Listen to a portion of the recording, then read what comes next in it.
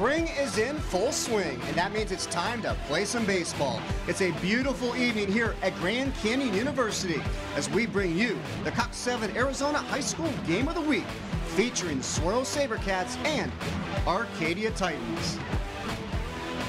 Hello everybody, Chris Harris here along with Ron DeVinny, longtime Valley coach, also involved with USA Baseball. Appreciate you being here tonight, Ron. It really is an honor, and it's going to be an exciting ball game between two rivals since we've been playing against each other since 1970, so I'm excited. And it's always fun when you got two teams that go back to playing in 1970s, very familiar with one another. What's that like? It's an rivalry you can't put into words. I mean, it's something that's called tradition, something that people have forgotten about. You just got to keep going at each other, you keep picking at each other, and you just take the pride who can walk off that field as the winner. Saguaro SaberCats, now this is a team that's been very successful as of late. They won state titles in 2010, 2011, made it to the semifinals last season, but this is a new look team for their head coach Ryan Dyer because they graduated 16 seniors off last year's team. He's a veteran coach. I mean, he can handle this. It's a great learning process for him. It'll make his club better, make him a better coach, but of course, they're not out of the hunt. He's got them right where he wants them right now, sitting in that 21 seed berth right now in power points, and it's still early in the season. Well, two players that have really stepped up for the SaberCats is their junior shortstop Turner Lace, as well as their junior catcher Brett Adams. Can't wait to see the shortstop. I understand he just flashes a lot of great leather, very quick, good speed, good hitter. And the catcher, Brett Adams, what can you say? I'm looking forward to seeing this junior catcher do a job behind the plate. He's supposed to have a strong arm and a good bat. And looking at the Arcadia Titans, now this is a team that got off to a bit of a slow start, but they've really turned it on as of late, and they're trying to build off their success from last season when they made it to the second round. Yes, and Troy's got them moving in the direction he wants them to move. They too are sitting in okay position, power points. He's got a very fine catcher to build his program around. And Coach Gerlach has leaned heavily on his catcher and a three-year varsity performer, Max Schumann. And there's Max. Max has a powerful arm, bats on the left side. That's something you want in professional baseball. Has great pop, great leadership. Looking forward to see these two catchers face each other. And you look at the stats of Schumann, the 7 home runs you see right there, tied for the state lead. This guy has definitely got some pop, and the SaberCats pitchers are going to really have to be careful while pitching to Max. Well, 7 home runs in the season with a BB core bat, that's outstanding, and we still have a long ways to go in the season. Absolutely. All right, when we come back, we're going to have the first pitch between Saguaro and Arcadia right here at Grand Canyon University. You're watching high school baseball right here on Cox 7 Arizona.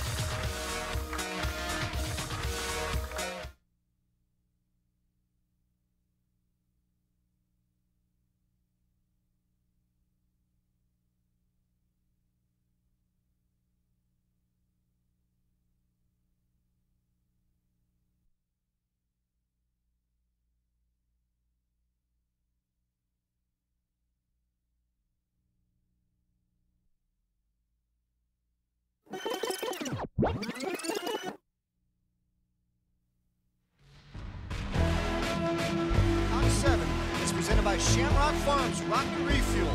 Rock and Refuel starts with real milk and ends with real results. And it's a beautiful evening here at Grand Canyon University for some high school baseball. As we get ready for the Saguaro SaberCats, 9-10 on the year. We're taking on the Arcadia Titans, 8-10 on the season. And Ron, these two teams met earlier this season. The Titans getting the better of the SaberCats by a score of 12-1. We'll see if we see a repeat here tonight. I don't think so. I think that Saguaro will come back. I think they have enough pride. Coach Dyer will instill in them that they weren't ready to play. And I think tonight they will be ready to play. It's going to be a good ball game. And as we head down towards the end of the regular season here, take a look at the Saguaro SaberCats lineup here for tonight's game. And you got Lagusis batting leadoff, the shortstop, Lace, Adams catching at third spot, Mara, the first baseman, he's got some pop. Michael Bloom in center. Jack Jeffries in left. Shane Stansberry, the senior captain, in the third base position. Ryan McGill DHing, and Stephen Gifford out in right field batting in the 9-hole. And taking a look at the Arcadia defense here for tonight's game. It looks like this. Cunningham in left, Roran in center, Reynolds in right. Halter at third, Murphy at short, Martinez at second. The freshman, Sam Huff, at first base. And we've got Max Schumann behind the plate, senior. And on the bump tonight for the Titans is going to be the senior Luke Pine. Now, Pine was the winning pitcher in the first matchup between Arcadia and Saguaro, and he's got some nice stats here going on for him this season. All right, sure he does. He's been in 5 games. He's 3-0. He's thrown 18.2 innings, ERA 2.62. That's excellent for a young man. And I'm sure that he would want to put another L in front of Saguaro, and Saguaro wants to turn around and put a W in their column. Well, and Pine's already hung 1 L on Saguaro. Your thoughts on having the same pitcher, go against him a second time? Well, it just depends, you know. I mean, if they feel that this is the night that he can perform and this is the night that his rotation comes up, they're in great shape. I'm sure that the approach will be a little bit different this time by Saguaro. Saguaro, by their own account, was a little undisciplined at the plate the first time around. Weren't waiting for pitches to come in the strike zone. Were a little free swinging. And you look at Pine and his repertoire. He's got a fastball in the mid-80s, throws a curve, but his best pitch is his changeup. And he works ahead in the count, and he can throw the off-speed pitches for strikes, which was very key to his success. Well, that's going to be the key in this ballgame. What does he do with the secondary pitches? Does he keep it down, keep it away, keep them guessing?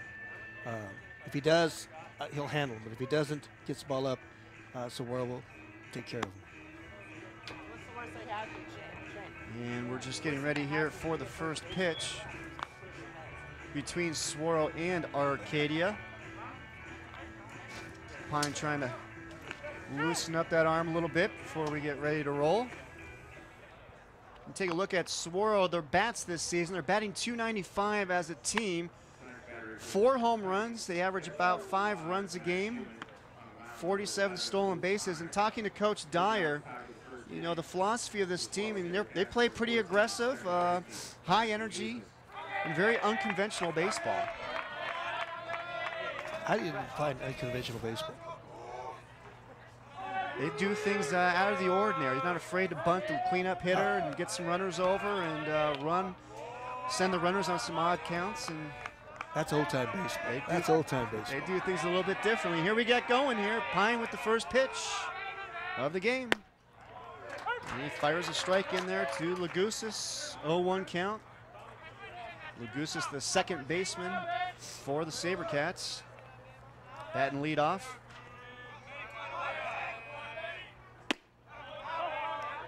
A little inside there, had his feet dancing a little bit there.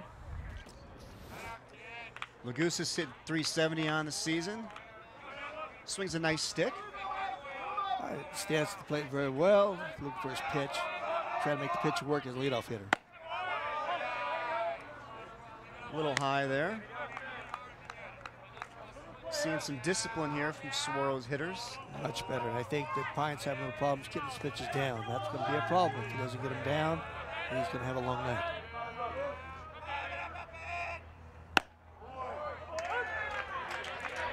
Gets the call strike there for a 2-2 count. Oh, yes, he did. There's a good look at the senior Pine. Plays golf as well for the Titans, 2 years there. Got a 3.86 GPA. And he's got some interest right now from Chapman College as well as Westmont and the University of California at Santa Barbara. So he'll be continuing his baseball career after this season. And gets the swinging strike 3 and the throw out. Good start for Arcadia and Luke Pine.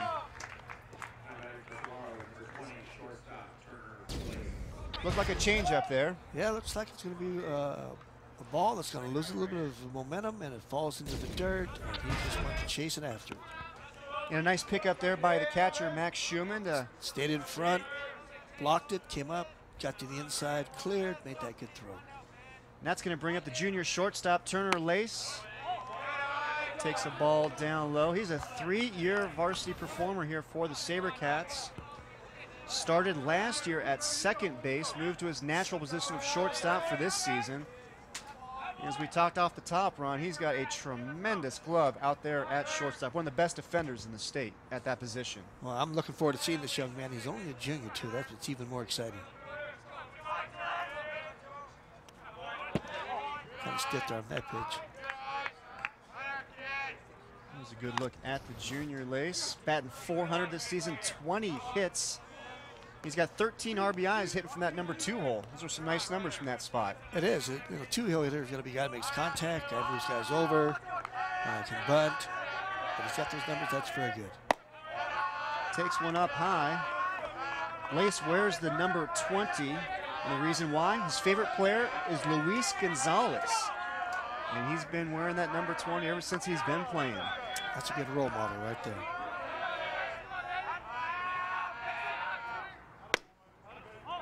Takes ball 4 inside. Well, that puts him on the board. Now we'll see what we can do. We'll see, maybe see the arm of the catcher. Here's a good look at Arcadia's head coach, Troy Gerlach, in his first year as the head coach of the Titans. Now, he spent 5 years as an assistant under Ken Rudolph, and then he went off to be an assistant coach at Paradise Valley Community College for the last 4 years. But when Ken Rudolph stepped down, Troy Gerlach made his way back to Arcadia to take over the reins for the Titans. Stepping into the box now for the SaberCats is their junior catcher, Brett Adams. And talking to Luke Pine earlier this week, he said this is the one guy he's really got to be careful with. We're going to find out. I mean, he's sitting here on a pitch that went on first. Keeping a close eye on Lace over there at first base.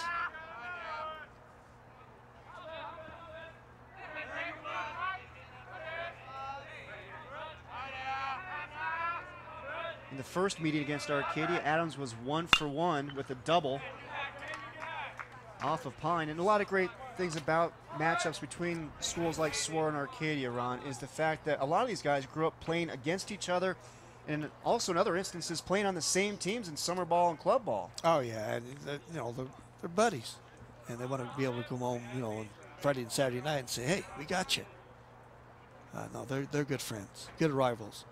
That's what's great about sports. You know, you can be enemies between the lines, but once you can cross those lines and the game's over with, hey, you're friends. Friends for life.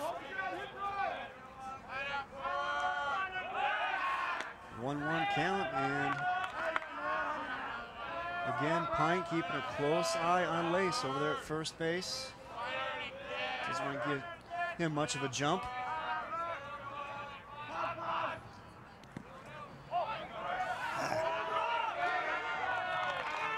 And we talked about Max Schumann there off the top, and this is just really his second year of catching. So he's really still trying to learn the position, especially defensively.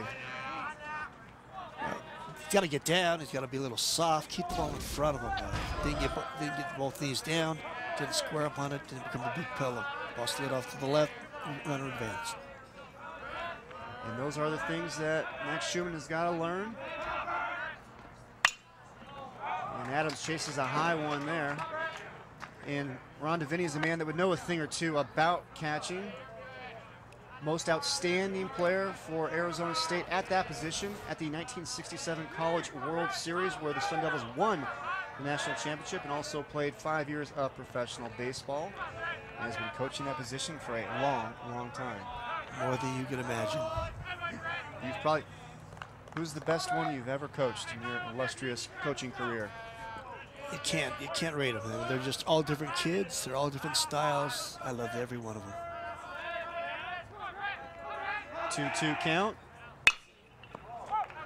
This goes down and knocks it foul. And one of them that you had during your coaching days at Chaparral ended up moving positions once he moved into professional ranks, but was a fine high school catcher at Chaparral, was Paul Konerko. Back in 1993, I had him on the USA 18 and under team, and Paul was an excellent catcher, excellent person. When we got to the gold medal game, our catcher, we lost the third baseman, so Paul moved over and played third base for us. He's been playing in the infield in the big leagues ever since.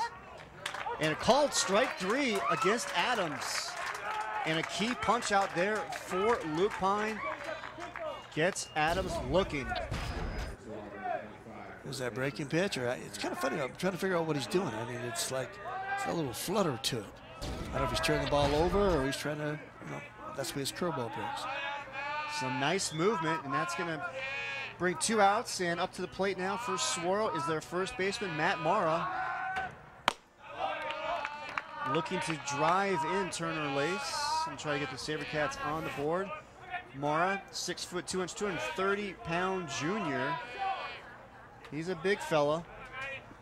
Plays some football as well on the offensive line for the SaberCats. Nice pitch there by Pine. Yeah, kept the ball away, slid away from him. He was trying to pull the sucker and he didn't get it. A lot of movement on his pitch this year so far. It has been. I mean, that's what I'm saying. I haven't figured out, is he cutting the ball for a cut fastball, or is it a little bit of a slider or a slurve, or and then again, sometimes I think he turns the ball over. It's real hard up here to tell. Mara had a nice game yesterday against Coronado, 2 for 3, 2 RBIs, a double, a triple, and 2 runs. Absolutely filled up the stat sheet yesterday in their SaberCats win against the Dons. Another city rivalry for the SaberCats. Take a look at his season numbers here, hitting 400. You gotta like that, 16 hits and 15 RBIs to show for it. Every time he swings a stick, he drives somebody in. He's got another opportunity right here with Lace at second base. And of course, going to keep the ball away from him, not let him pull the ball. Big kid like that, big and strong, wants to power the ball left center. He wants to keep the ball away, make him go the other way. I'm sure he's not sleeve of foot, so have a little more time to get him out. 3-1 count. You got to think he's going to get something to hit here. First base was open. Pine wasn't going to mess with him.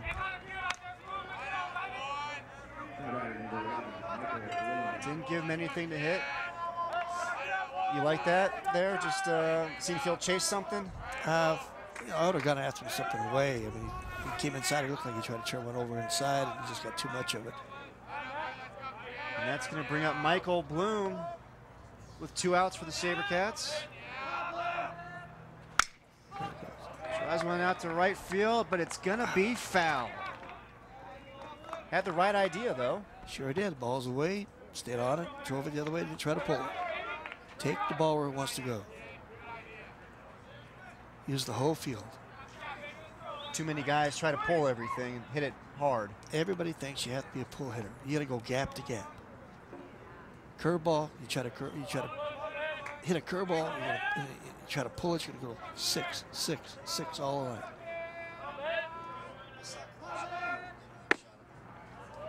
Nice pitch. Out of the corner. We got an 0-2 count here. What would you be calling for if you were catching? It's got to be something. If he has a lot of faith in his catcher, I'd probably throw something breaker in the dirt and see if he'd chase it.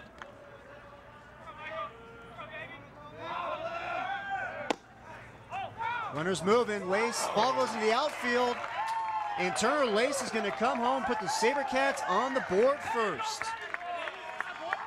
There goes that aggressive play by Ryan Dyer and the SaberCats. Max Schumann to throw to third, but he airmails it, and Lace is able to come home. Ball got away from the catcher. He threw the ball high, and that's all she wrote. Still has a lot to learn back there. He's got to learn to throw through the hitter, not around the hitter, not above the hitter. Not an easy position by any stretch. Still got no 2 count on Bloom. Fouls it up.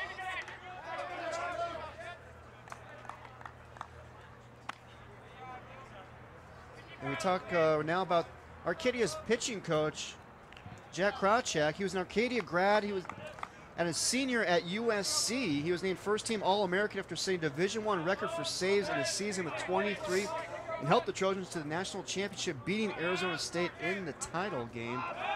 Quite the credentials for the pitching staff here at Arcadia. And Krawczyk was actually named to the College World Series All-Century team as well.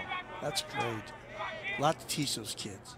All about the game, all about pitching. And it's great to see him come back to his alma mater and giving back to the program. Bloom, quick one up the middle. And they're going to send home Adams. Check that, that's Morrow with the run. 2-0 SaberCats, the RBI single by Bloom. Bloom did a great job, stayed on the pitch, drove it up the middle. They try to be real fancy. There it is right there. Ripped it right up the middle. Just what he had to do. Center fielder got on the ball, kind of threw it erratic. Run scores. And look at the smile by Mara, hustling around from second base. Well, that's got to feel good. I mean, he's just so swift. The big fella checking in at 230, hustling in. I wouldn't want to get in front of him. He's like a locomotive coming at you. Schumann was thankful that the throw-in was not on line. Could have been a big old collision at the plate. An unbelievable collision. Again, Pine's having a little bit of problem because he's keeping that ball up. He's got to keep that ball down. Did you see the size of that water jug in his hand? It takes a lot to fill that boy up. He's got a big old jug.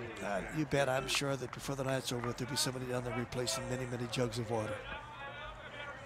Well, Saguaro strikes first here in the top half of the first. They lead 2-0. And that's going to bring up the left fielder, Jack Jeffries. That's where Pine's got to stay. He's going to stay down there. There's not going to be any problems. Here's a good look at the 6 foot, 190-pound junior.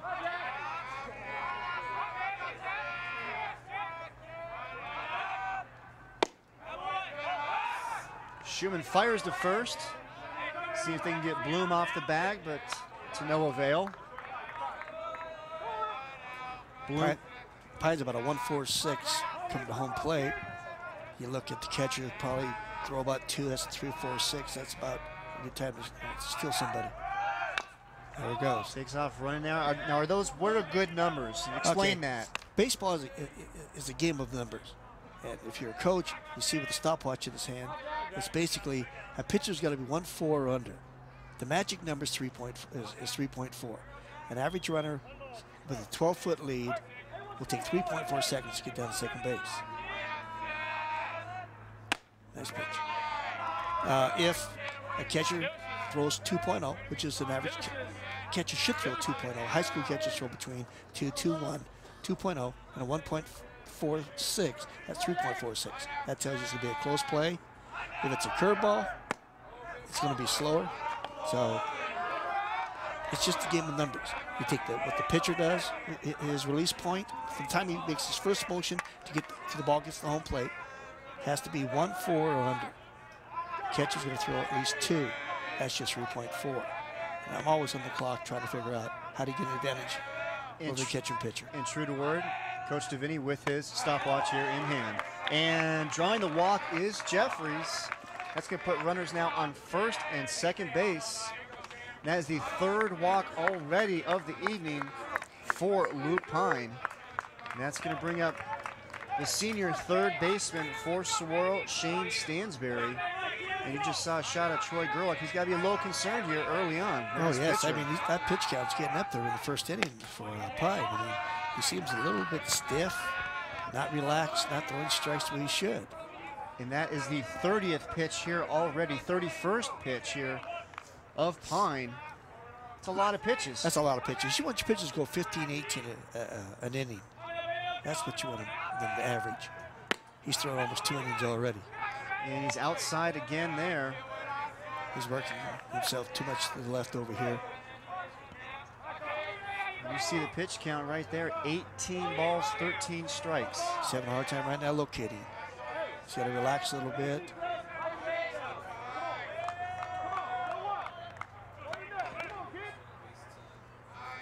Now, he was successful the first time against Saguaro, able to mix up the speeds. He was low in the way and worked the corners very well, but having some problems here tonight. Right, then again, you just saw that pitch there is up. I mean, he's had a lot of pitches that have gotten away and stayed up there. He's nervous. He's playing his rivals. How do you get ahead of a kid? I mean, he's just a young man that's out there trying to win this game. If he just settles down, he'll be all right. 3-0 count. There you go, right down there. Takes a strike. What would you go with here? 3-1 count, 2 outs. You got to go with your best pitch. The off speed was working early on. Stansbury drives one out to right field. And that's going to give him a couple, looks like. And that's going to go to the corner. 1 run scores. Bloom's in. Digging hard is Jeffries. Another run for Saguaro. A 2-run double by Stansbury. Saguaro leads it 4-0.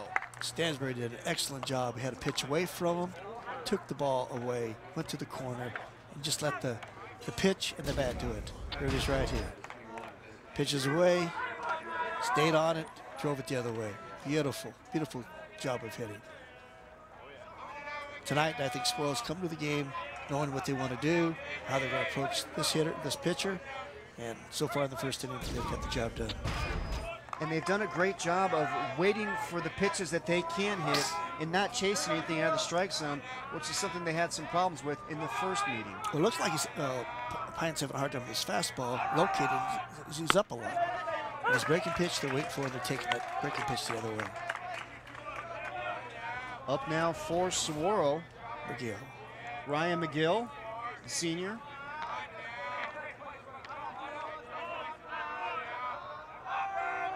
Stansbury is running, base hit to left field on the hit and run. Stansbury coming to the plate. 5-0 Saguaro. McGill with the RBI single. And the hit parade continues for the SaberCats. I don't think that was hit and run. I think that was straight steal, and the pitcher and the hitter was on his own. And of course, with the shortstop holding the man on, it vacated that hole right there. I don't know why they vacated with the shortstop. Should have been the second baseman, the right-hand hitter. And the aggressive play continues to work out well here for Saguaro. They lead now 5-0. And that's going to bring up the number 9 hitter, right fielder Stephen Gifford.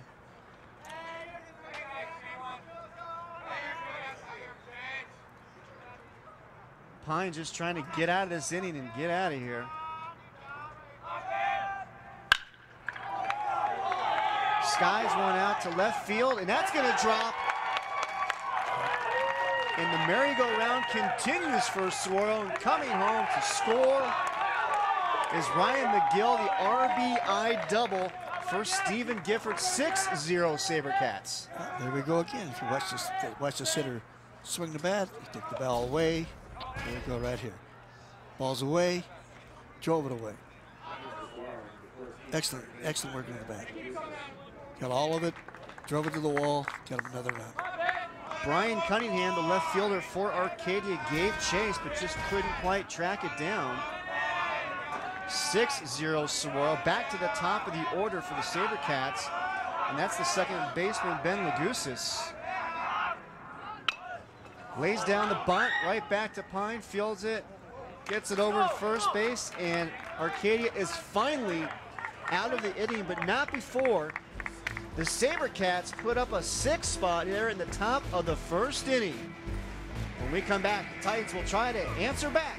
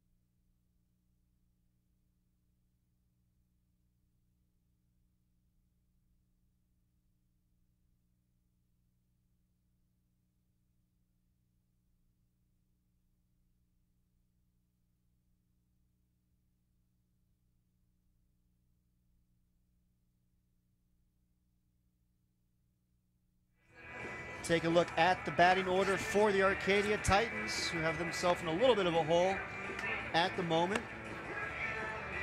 And batting leadoff for the Titans will be their center fielder, Jimmy Roaring. Second base, Martinez. Catcher, Max Schumann. Shortstop, Tyler Murphy in the cleanup spot. Then you got Norris, Cunningham, the freshman Sam Huff, Alex Reynolds, who had a couple base knocks in their win last night. Thomas Halter in the 9th spot, playing third base. Defensively, SaberCats look like this. Out in left field is Jeffries, and center is Bloom. Right field is Gifford. At the hot corner will be Stansberry. Lace at shortstop. Lagusas at second. Mara at first. Behind the plate will be Brett Adams. And on the mound will be the sophomore, Luke Eigsti. And he's had a nice year so far here. His first year all the way up on the varsity full-time, 2-1. He's had 6 games, 18.1 innings, 2.67 ERA. Not bad for a sophomore. And he throws a fastball. That's his best pitch, and he can throw that to the mid and high 80s. Also throws a curve and change. Now, he does a great job of mixing up his pitches, and he works around the strike zone, which you love to see. Oh, you have to. I mean, if you're going to be a good pitcher, you're going to have at least 2 throw strikes with 2 pitches. If you have a third pitch, again, make him see it, make him go after it. The first pitch here to Warren. A little excited. A little overthrown. A little high on that one. Warren, the 6'1", 170-pound senior. Now, what he's going to have to learn on the mound is get a 6-round lead, just relax and throw strikes. And Warren rips a shot to left center. And he's going to go for 2. And he is in easily. Just what Arcadia needed, a leadoff double from Jimmy Warren. Well, it doesn't look like Arcadia's going to die tonight. It looks like they're going to come right back. Right down the middle, drove it hard, got out of the box quick, was aggressive, head first into second base. And talking to Coach Gerlach, he said that Warren has been the catalyst of this team since moving from the number 9 spot to the batting leadoff, which happened midway through the season, and he just showed you why. Now up for the Titans is their second baseman, Luis Martinez. The senior here with an opportunity to try to do some damage into Saguaro's lead here after the SaberCats put up a 6 spot in the top half of the first. Now, Arcadia can't get too excited. They need to relax, pick away, get a run here, get a run there, get a base runner. They don't need to come back with one blast because that won't help them. 1-1 count as Eigsti looks in, steps off. Hey, keep us going, Louis. Hold back. Come on. Just a sophomore, Eigsti. He's got the potential to be one of the best pitchers to come out of Saguaro. And talking to head coach Ryan Dyer, who really likes the makeup of this young man. Well, he's lean, he's young, he's going to grow, body's going to fill out, arm's going to get stronger. What I don't like right now, he's a 1.76 to home plate. Pitchers sometimes speed up at first with man on runner at first, and then they really slow it down to second. They can steal third. And I think that's what happened in that first inning. Well, you can see the power that Eigsti has as he blows it by Martinez to get the first out here in the bottom half of the first. Throws fastball right by him, right by him. You see him take that and hit it. He did. Just overpowered him. Yeah, here we go. Good matchup right here. Big left-hander. And we've got power versus power right here. here. Do. This is what you always wait to see. Now he's going to have to be relaxed. Don't try to hit one out. Just put the ball in the gaps. And we touched on earlier, Max Schumann, the catcher for Arcadia, tied for the state lead in home runs this season with 7. He's already signed on to go to the University of Utah and play for head coach Bill Kenneberg up there in Salt Lake City. He looks like a very good package. He's compact, especially he's hitting on the left side. That's what big league baseball player needs. Baseball needs his left-hand hitters on behind the plate. Now Schumann, he hit .391 last season with 4 home runs and 28 RBIs. Oh, nice fastball right there. Take a look at his numbers for this season. .349, 15 home runs, 15 RBIs, very efficient, along with the 7 home runs. 15 hits, 15 ribbies. Every time he hits the ball, he's going to rush somebody in. This is the spot he has to do it in. Whoa, ball got away. Talking to Max Schumann earlier this week, he spent 2 months of last summer playing ball in Southern California. It was kind of a working vacation of sorts, and spent most of his time in Laguna Beach and Newport.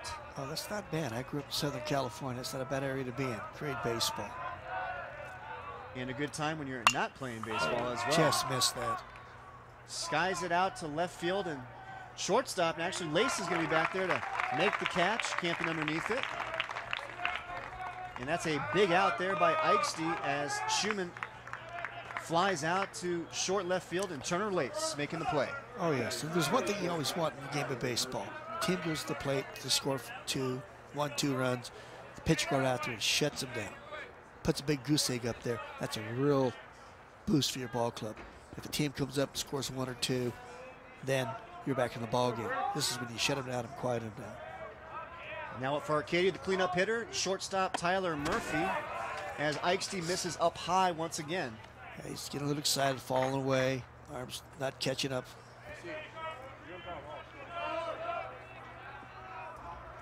Sophomore's got a lot to learn. Just try to overpower him. Most young players just want to get there. They think the only way you can make adjustments is throw it harder. Harder makes it better, but it doesn't. Murphy hitting .368 on the season, hoping to up that average here and bring home a run for Arcadia. That helped him a little bit right there. Went chasing. He sure did. On a 2-0 pitch, no less.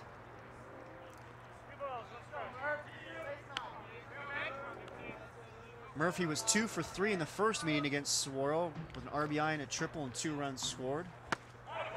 And Eigsti blows it by him once again. Little guy my foot. Big guy there is throwing a little gas up there.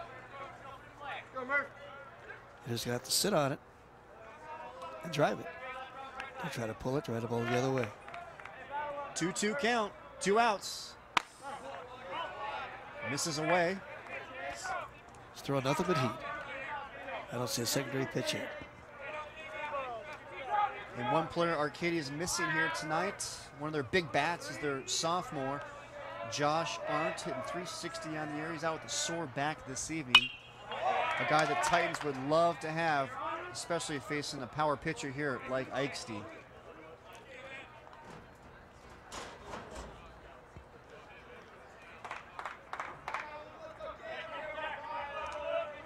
What do you like here from Eigsti? More power?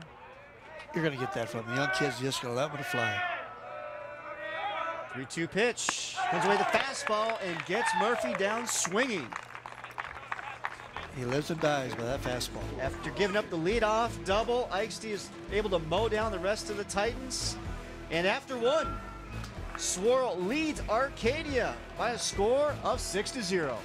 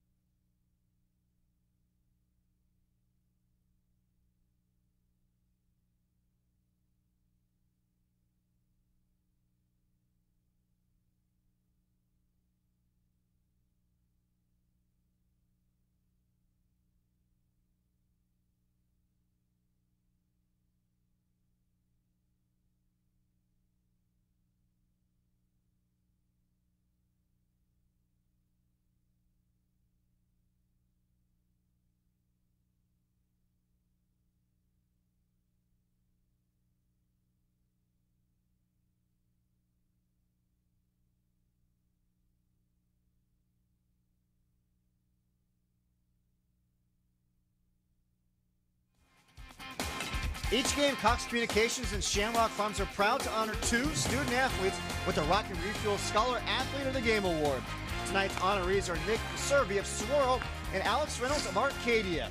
Nick has a 4.0 GPA, played freshman football, is in the Service Learning Program, Gentlemen's Scholar Club, students supporting brain tumor research, and has volunteered for Relay for Life. Alex has a 4.79 GPA, played football, is in Club Interact, president of the National Honor Society, Unitown, and also started the Student Advisory Board at Arcadia, and volunteers for the Tavon Holiday Party and Autism Speaks. Congratulations to those two fine young men, and it's great, Ron, to see these guys doing it in the classroom, on the field, and out in the community as well. You know, very few people are going to make it to Major League Baseball. They've got to have an education to follow on and get good grades in the classroom. And they all carry over to each other, but please get good grades in the classroom. That's what I've always stressed as a coach for 42 years. And currently the head coach at Tempe Preparatory Academy. Yes. Doing a fine job there. 11-2 this season. You guys are looking all right this year. Well, we're still learning to play the game of baseball. We're still trying to learn to play the game. We're trying to get better. And take a look at tonight's umpires. Behind the plate, Eric Vaughn at first base, Rick Elliott. And working at third base, Richard Pineda. The men in blue. Can't play without him.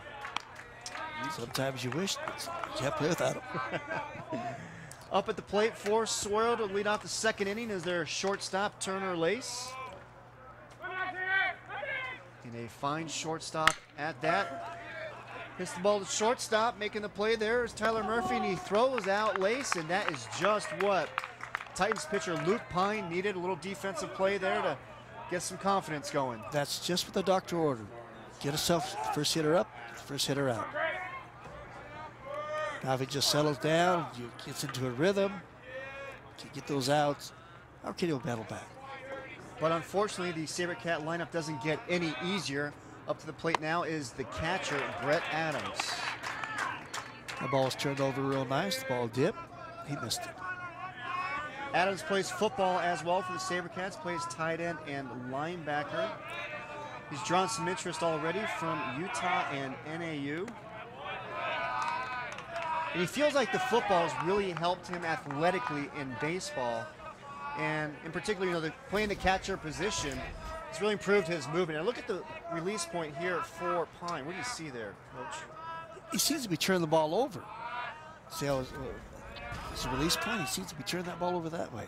There it is again. And what's that make the ball do? Well, he's trying to sink the ball. He's trying to sink it, but he seems very stiff at doing it. He's not real fluid in doing it. Here's a good look at Coach Krawcheck, who's probably seeing something that you're seeing as well. You know, as a coach, you sit on the sideline to say, you don't want to say it, but, you know, throw strikes, because he's not trying to throw balls. But, you know, you work hard enough in the pin and work hard enough with the kid that you just hope it carries over into that game. 3-1 count to Adams. He's had 5 times he's hit a 3-ball count so far in this ball game. And you're saying that is too many. That's way too many. Again, get 3-0 on a hitter. That means you got to work yourself all the way back. You make a mistake with the pitch, there's a run.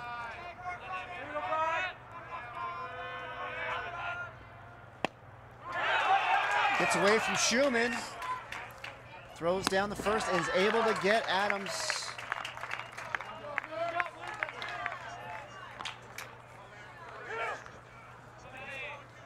All right, here comes the pitch. The ball comes down. The catcher, I don't know what he did. He just maybe lost concentration or wasn't looking for the ball to dip. He's yelling inside. That first baseman's yelling inside, inside, inside. I just think the catcher just maybe wasn't expecting the ball to drop that much. And great hustle there by Schumann to get over there, because that ball was going pretty close over there to the Saguaro dugout. Got up and fired at first and was able to finish the play. Oh, yeah. The only thing I'd have to say, and again, I don't want to sound negative, catchers shouldn't be dropping balls. Every ball should be caught. You put your glove on it, you should catch it. You make life easy on your pitcher, make life easy on the umpire. I yell and scream at our catchers all the years that we keep tabs on how many balls we drop. They come back to the dugout, they go, I understand, Coach. I got you. I dropped another ball. And Schumann is one that is very coachable. He's a nice young man, and he knows that he's still learning the position. And he's got to relax the hands, be soft, catch soft. And that's going to bring up Big Max guy. Mara at the plate, the big fella. He came rumbling around the bases in the top half of the first inning to score from second base off a base hit from the SaberCats. I wouldn't want to try to stop him. 51 pitches already. 25, 26, 25 balls, 26 strikes.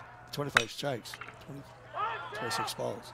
Mara shoots one off the bag there in first base, but didn't panic. Good job, young man. That's a freshman, right? that's the freshman, Sam Huff, who stuck with the play, was able to flip it behind for the third out in the top half of the second inning. And when we come back, the Titans will be up to the plate, trailing by a score of 6-0.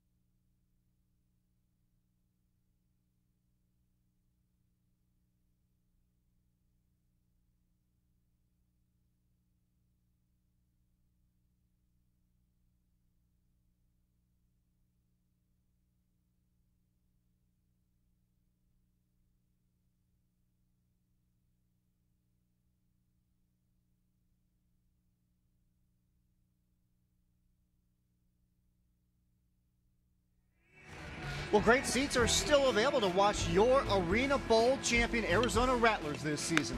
Season and single game tickets can be purchased at Ticketmaster.com, azrattlers.com, or by calling 602-514-TDTD. Championship football is back this season with your Arizona Rattlers. And they came off winning their home opener this past Saturday. And they are looking good once again. Plenty of fans on here for tonight's game, SaberCats and Titans. You don't even need to sit at the ballpark. Absolutely well represented here at Grand Canyon University.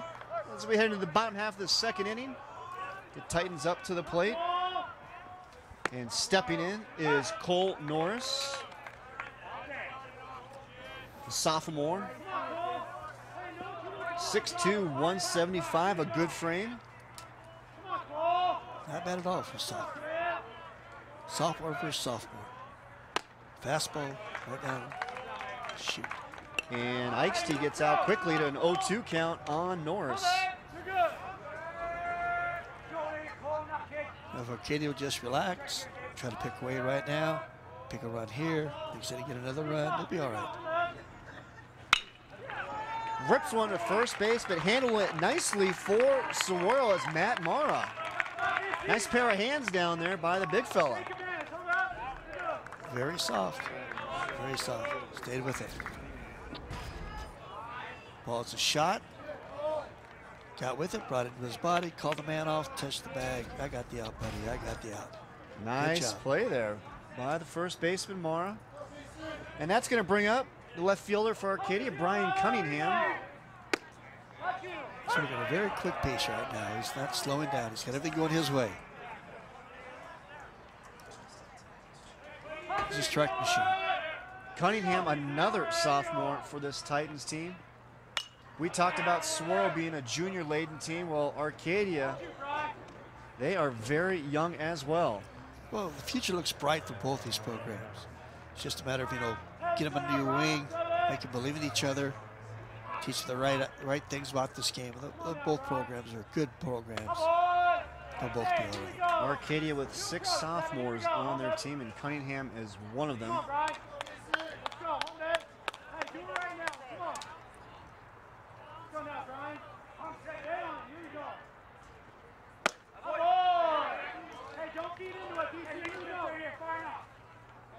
Two count for Eigsti here. What do you think? More fastballs, or you give him a little off speed? He's not going to change. He's going to come right with a heater. Go with your best pitch. You're up 6. Hit me, brother. Hit me. Throw strikes. And he gets him swinging outside for strike 3. Eigsti's getting some help there as well from Arcadia swingers. Getting some pitches outside the strike zone. Oh, yeah. I mean, we're seeing fastballs. He's just throwing the ball hard. It's up and away. He went fishing for it. Got exactly what he wanted as a pitcher. 2 away. There's a foul ball out to right field. Stepping in the box now for Arcadia is the freshman first baseman Sam Huff.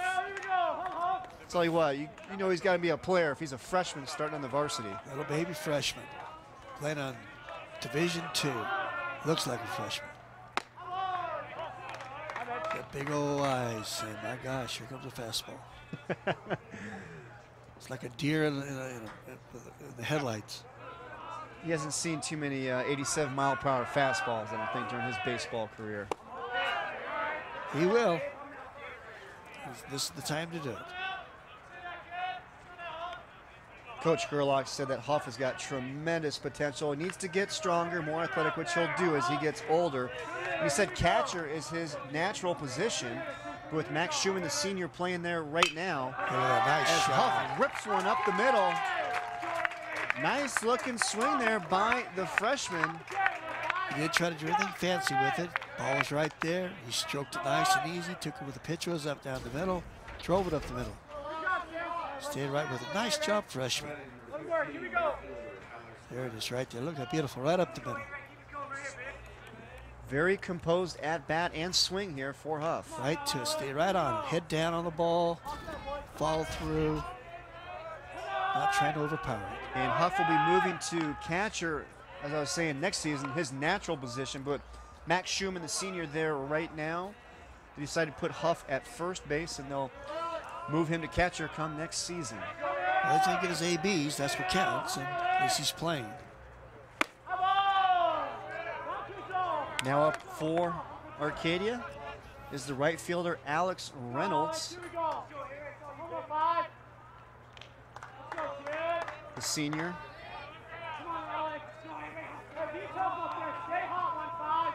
Reynolds went 2 for 2 yesterday against Seton Catholic, scored a run. And we touched on it earlier, he's got a 4.79 GPA. His SAT score, 2,200 out of 2,400. His ACT score, 36. Actually, 33 out of 36. Absolutely crushed both tests. And he's already been admitted to Notre Dame and USC. And he's waiting to hear back from USC. Actually, he's already been to USC, Georgetown, and a bunch of the Ivy League schools. He's with a shot up the middle here. Arcadia's did a real nice job of taking the ball right back up the middle.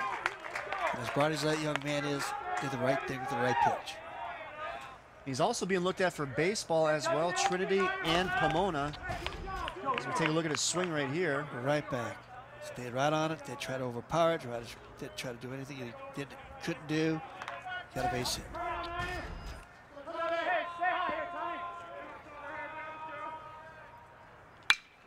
There's going to come a time in this game where this fastball is going to be something that they're going to sit on and start driving, and they're starting to hit the ball pretty well right now. Now up Thomas Halter in the 9th spot for Arcadia, the third baseman. And once they get through this lineup a second time around, they see him a second time, they're going to have a better idea of what this fastball is all about. As Halter drives one out to center field, but camped underneath it, and making the catch is Michael Bloom. He's playing just where he had to play. And that's going to be the end of 2 innings here at Grand Canyon University, where Saguaro leads Arcadia by a score of 6-0.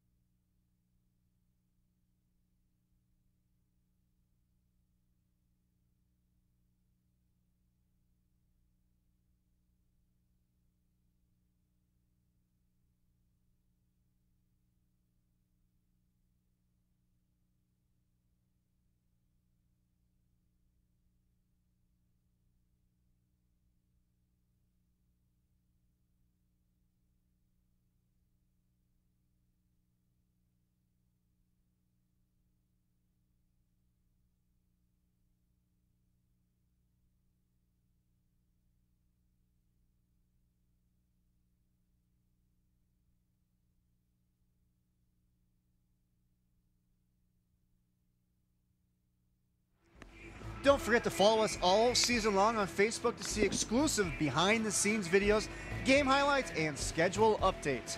Like us at Cox 7 Sports Arizona on Facebook and follow us on Twitter at Cox 7 Arizona. And we're checking out the game right there at Cox 7 Arizona. Uh-oh, they're looking at each other. Oh, my gosh. Hey, They just saw that we were watching them. Hey, Mom, I'm here. Hey, Ma, on TV. Well, wave. Having some fun down there in the SaberCat dugout. Oh, it's real easy to have some fun. You're up 6-0. Doesn't hurt, does it? Oh, no. Things a little looser over there in the SaberCat end as opposed to the Titans end at the moment. And leading off the top half of the third for the SaberCats is the center fielder, Michael Bloom. That's a good inside pitch and try to pull it. And making the nice play there, the third baseman for Arcadia, Thomas Halter. Nice looking play there by the third baseman. Very nice. Stayed with it, get his feet squared up, let the ball fly. Really stepped into that throw. Nice strong throw across the diamond. Ball's on the outside. Pitcher, the hitter outside in. Got a ground ball. Now up for Saguaro, the left fielder, Jack Jeffries.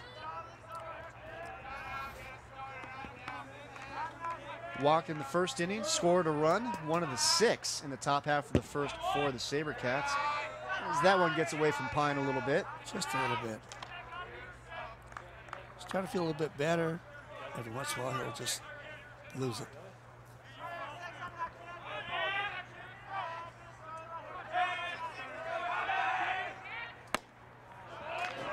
Very nice pitch into the hands. Jammed him up. Couldn't get the bat through. Jeffries transferred in from Brophy this year, and talked to him earlier. He wants to be a veterinarian when he grows up. He currently interns in a veterinarian office and wants to help take care of animals. Nice to see a young man who already knows what he wants to do. Oh, bright kids, great future. Baseball's fun, but you got to have another venue. Pops it up. Foul ball. Halter gives chase and yanks it in. Ooh. Yes. He handles the chopper on the first batter. Tracks down the pop foul on the second. Catcher's yelling, got room, got room, got room. It's okay, never have to worry about the going to the bench. There he goes. Catcher's yelling, got room, got room. Don't have to worry about the dugout. Stays with it, and then when he transfers, he almost drops it. And how about the handiwork of our cameraman down there, Garrett Savage? That's all over it. That's a real professional down there. Absolutely. Well, we expect nothing less from Garrett. We'll give you a big A on that one, big guy. As that one gets away once again. 2-0 count now. Catcher's got to learn to get around that ball. He's letting the ball right out of the strike zone. Stansberry with the 2-run double in the first inning. One of the leaders of this SaberCat team takes one up high. He's drawn some interest from SCC, Arizona Western, and Seattle University. He's got a 3.5 GPA. Coach Dyer calls him Mr. Utility. Split some time at catcher last year, working the hot corner this year. It's nice to have a ball player. Has a lot of versatility. And gets on base. And draws the walk there.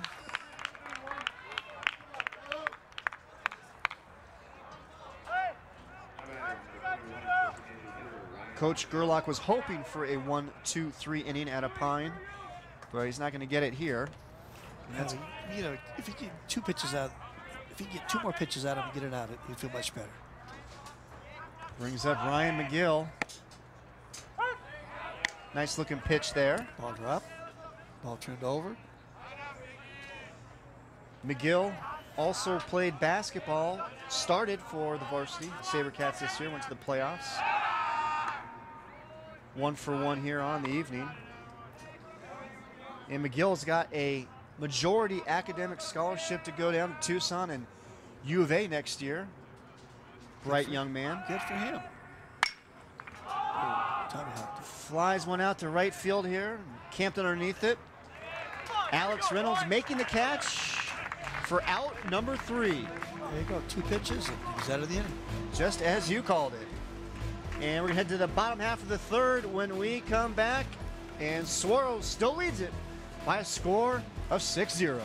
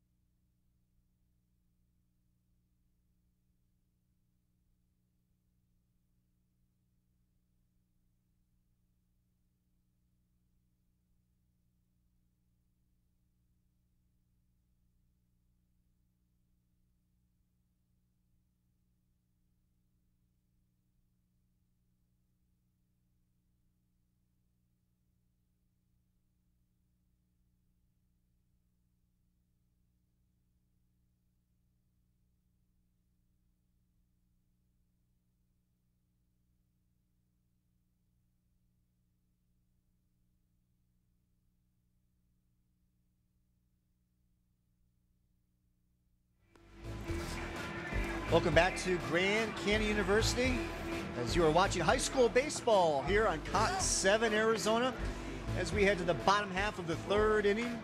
And it's the SaberCats leading the Titans by a score of 6-0. And what a beautiful evening this is for some baseball. Chris, you couldn't ask for a better night. Sit up here in the booth or sitting in the stands, watching a high school ball game.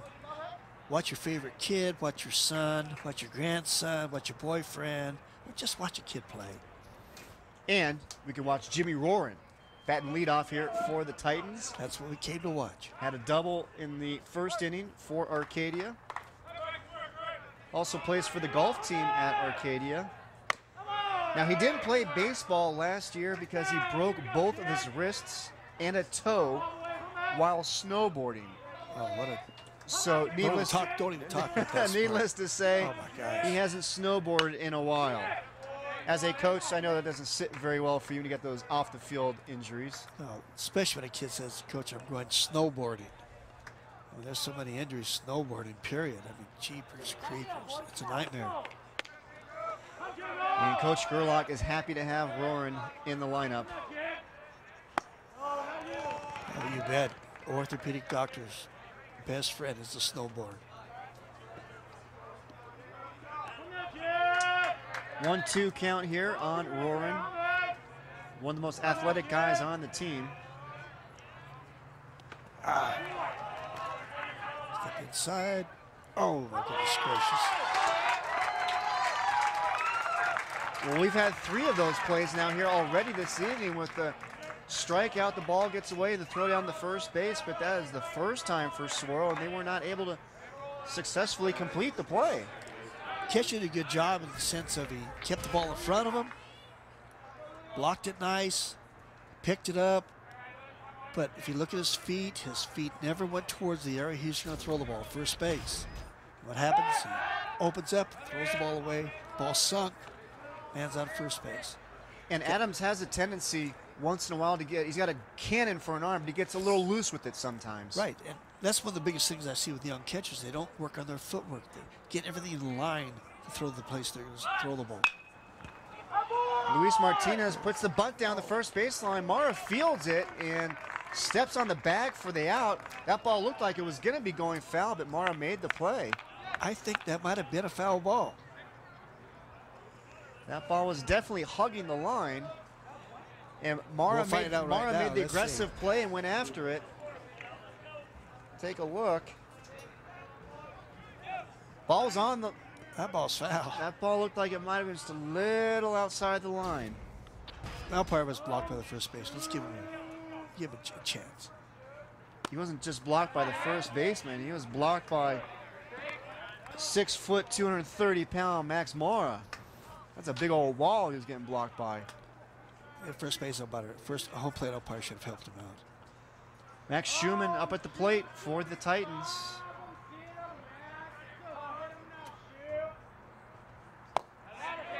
Takes the pitch low and away. You just don't try to do too much with the ball. Just wait for the ball to come to you. Got to get deep, then get the barrel through it. Tuesday's game against Tempe, Schumann was 4 for 4, home run, 4 RBIs, and 3 runs scored. That's a night. For some people, it's a season. For me, it was a season. Come on.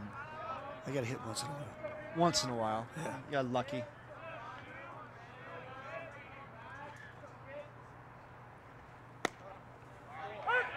Takes the strike there. Crowd didn't like that one.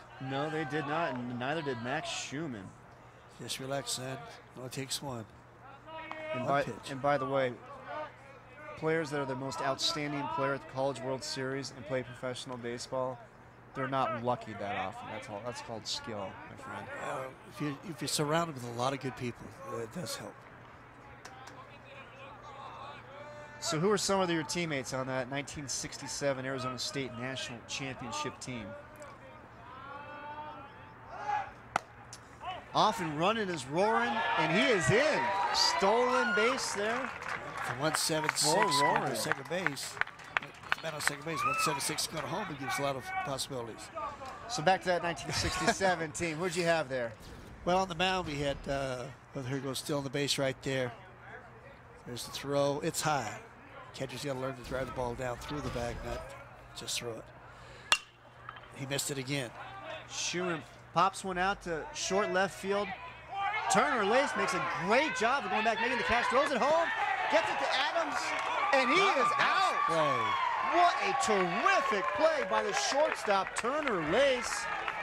Makes the fine play going back to make the catch, turns around and guns it home. And Adams lays the tag on Roaring for the 3rd out of the inning. Look at Turner Lace. Schumann pops it up to short left. Lace makes the catch, turns, fires, and gets the outs. Sit.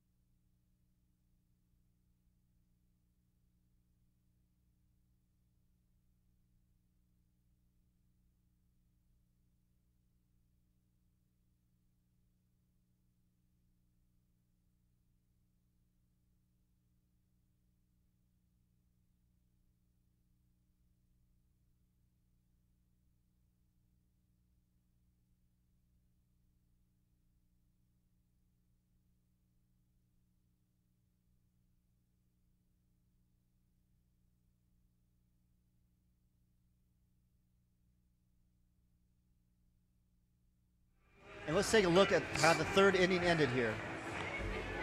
Makes an exceptional play, turns around, makes the throw home. And he gets the man sliding into home plate. It's hard to question what's going through a coach's mind, because when you're down there, you got to be the one that pulls the trigger, make the decision to send him or not. When you're down 6 runs, short fly ball left field.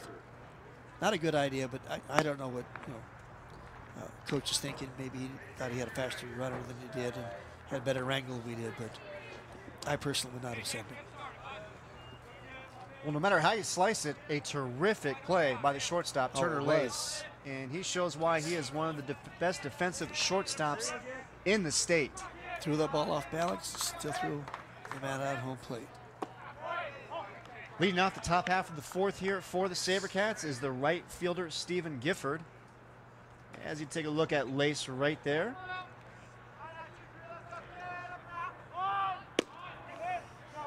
Gifford tries to lay down the bunt, but Kind of showed it a little early. yeah. He's not going to, oh, well, look how far the third baseman's playing back. That's why he did it. Draw a man, slap it by him. Gifford's favorite. Oh, got him. Got him dancing a little bit. Oh, it didn't hit him? Some quick feet there. He sucked Getting that out of the gun in way. really quick. I thought it hit him. But I thought a lot of things in my life.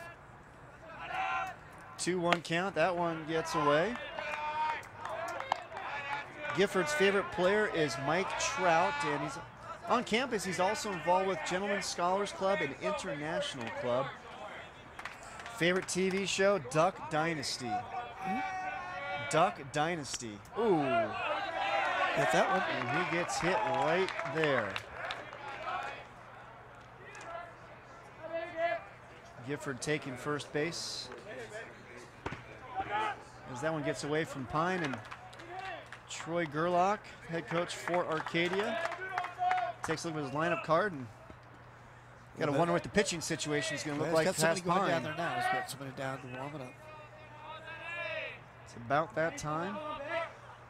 Back to the top of the order for Saguaro, and that is second baseman Ben Lagusis.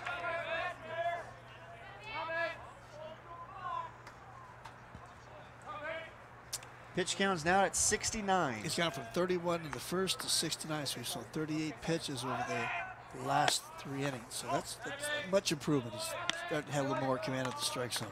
And talking to Coach Gerlach before the game, he said the pitch count is going to be somewhere around 100. He won't go above that. That's fine. What's the pitch count that you like? You normally go with for your pitchers? About 90 in a 7-inning ball game, 90, 95. If he goes above that, max 110. He's going to be out for 4 or 5 days. The only problem with high school kids is that sometimes your pitcher is a dual player. So now you have to be really careful if he's a shortstop or first baseman or an outfielder. The arm is so important to take care of. To answer that question you asked me earlier, who did I play with? 1967 Arizona State National Championship team. You were the most outstanding player at that College World Series, and some of your teammates were? Gary Gentry on the mound, Tom Burgess on the mound, Larry Gerd on the mound, and Jeff Pentland on the mound. That makes you a pretty good catcher. Makes me one exceptional catcher. You have Gentry, who goes 17 wins and 1 loss.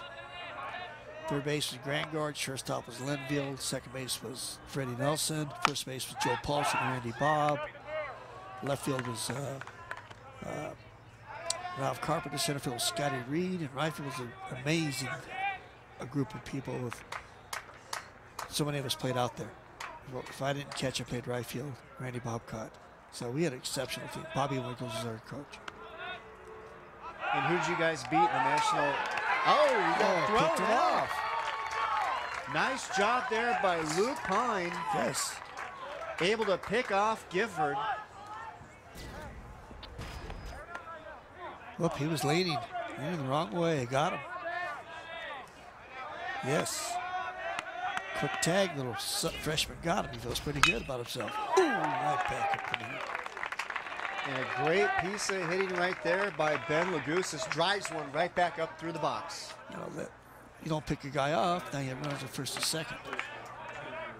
That helped.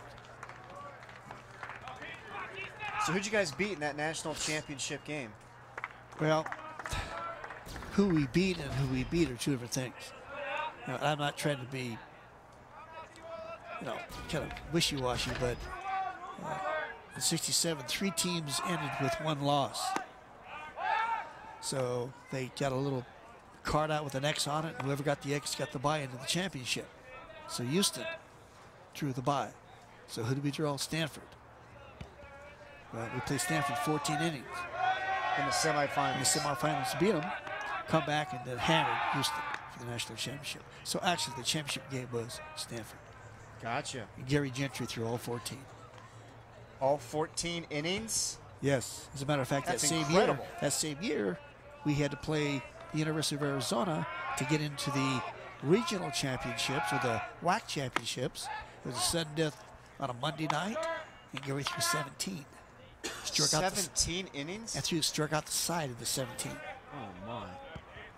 That's absolutely incredible. Amazing. You'll never see that ever again. Then again, what's really ironic about it was the guy who pitched the championship game was a gentleman who was a fire chief out in Glendale by the name of Tom Burgess. Tommy and Gary played at PC together their sophomore years. They moved over to ASU. Tommy pitched PC national championship game and won it the year before. They came back to ASU at 67, pitched the national championship game, and won that one, followed by Gary winning both games, leading into it. Unbelievable.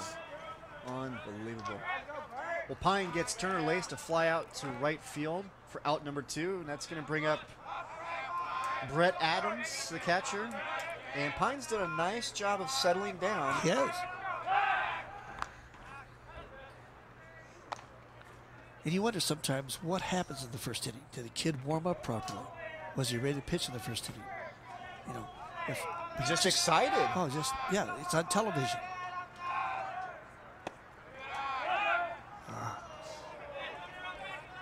Schumann fires one down to first base, but nothing going on down there.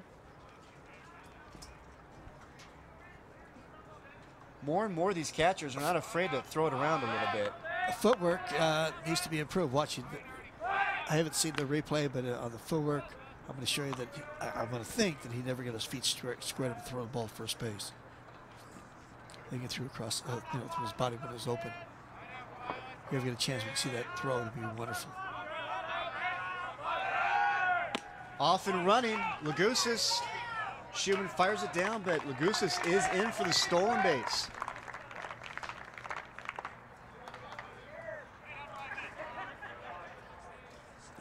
What do you see here, Ron?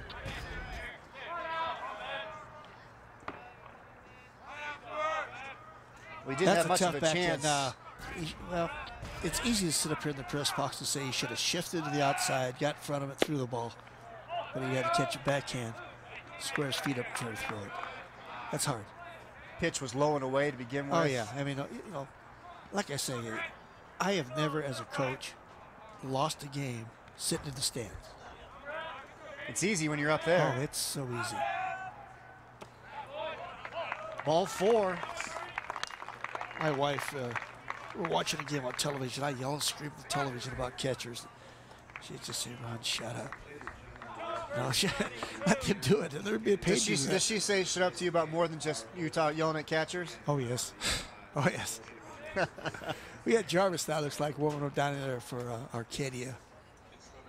Another sophomore. Another sophomore. That's nice to have, Coach Gerlach. Just don't go crazy. Keep a sane head. Be positive. Teach. This is a teachable moment. And you're also buying Jarvis some time to warm up as we see the pinch runner here for Saguaro, Nick Lubrani, the senior infielder. Pinch running for Brett Adams, the catcher, giving him a little breather. Oh, yeah. Definitely buying time for his pin. Kid's ready, but doesn't look like he's going to go in. And there's an art to that, right? Buying your pitcher some time to get warmed up. There's a real art to that. Mara at the plate for Saguaro. So what kind of things do you talk about out there on the mound, non-baseball related, to let your guy warm up out in the pen? Because you don't really want to know. You really don't want to know. That's voodoo. That's off limits. So you're saying you're not always talking strictly baseball out there? Oh, we always talk baseball. Uh-huh. It depends what degree of baseball you're talking about.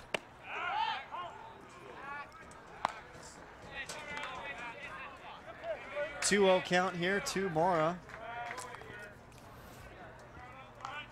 His favorite player is Miguel Montero. Favorite TV show, Family Guy. A wonderful show. Oh, just wonderful. Yes. I know you've got that in your DVR there, Ron. I think my DVR is full, so I don't have a chance. You don't have a chance to pull in No, Family I don't Guy? have a chance to do it. Okay. I can tell you, it's a good show. Good. See Mara's night at Tempe, 3 for 5, 5 RBIs, a double, and a long ball. Some nice numbers. Very nice numbers. Big kid. Got some pop. Takes a strike there and a 3-1 count. Just keep the ball away from him. Don't let him come inside. Get his wheelhouse. He's in trouble. I don't think he's not looking for it. Pine's got to be careful here not to groove anything. Oh, he had the pitch he wanted. Ooh, 3-1. Couldn't quite pull the trigger on that one. Again, it's easy to sit up here and say, I swing at it.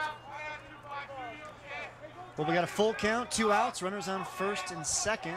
And they will be running. Let's see what Pine can come up with. And he misses up high. Ball 4.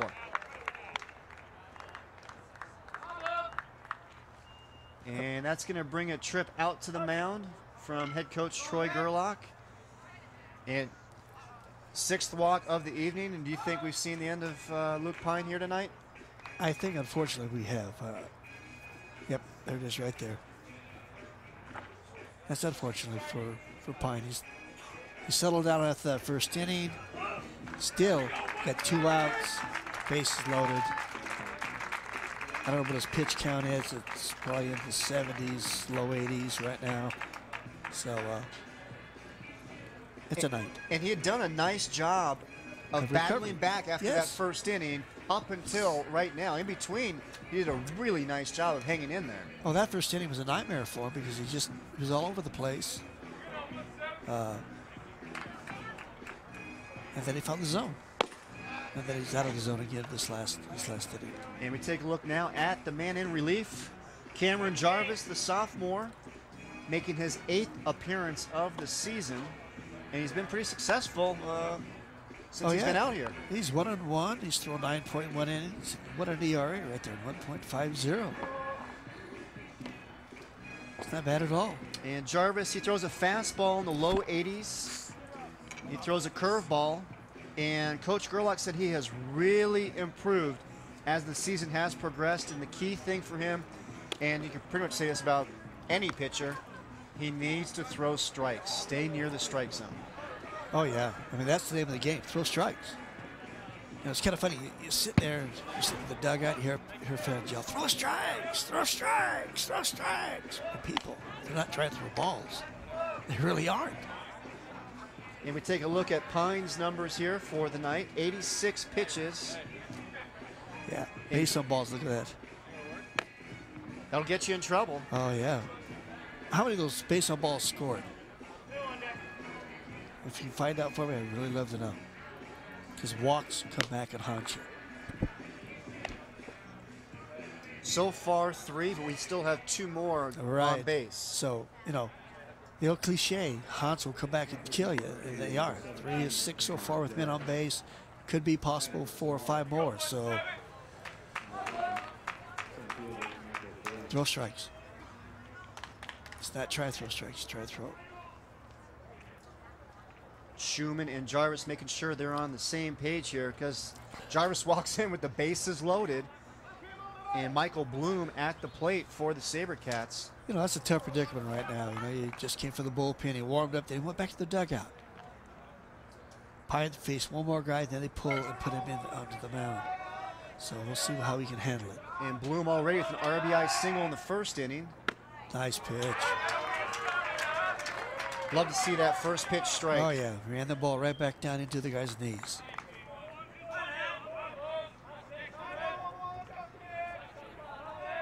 Looks like Schumann's calling for off speed here. And Bloom rips one to right center. It's going to drop. 1 run will score. And 2 runs will score. Bloom has the second base. And it's a 2-run single for Bloom. Did an excellent job of that pitch. Outside pitch, he didn't try to pull it, stayed right on it, drove the ball to right center, got 2 RBIs. Those 2 runs coming. Here it comes. Look at that. Breaking pitch, stayed right on the pitch. Oh, I feel good, he says. Adjusted his gloves, going around the base, and I did it, I did it.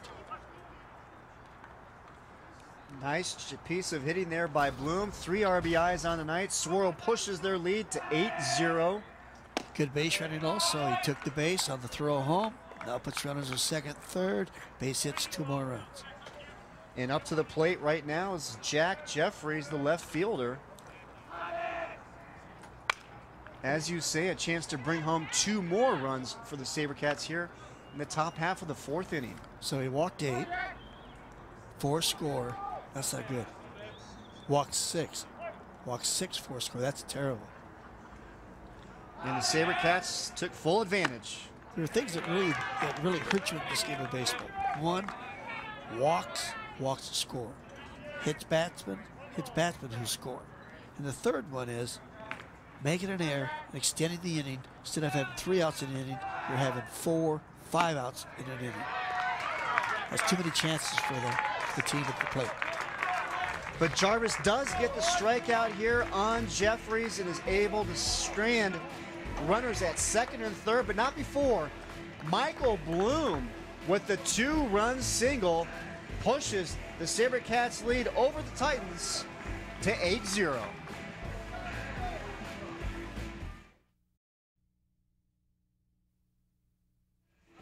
The world champion Arizona Rattlers are back again this season on Cox 7. Join the Cox 7 sports team all season long for exciting arena football action. Tune in tomorrow night at 6:30 as the Rattlers try to put out the Utah Blaze. The Rattlers in Cox 7 championship football is back. Christian did a very nice job. You like that, Ron? I do. I should have you read the next one. No way. You're a professional. I'm not. I'm just a high school baseball coach. Well, as a baseball coach, what do you think of this young man right here, Michael Bloom? I tell you what, that was a nice job of hitting right there.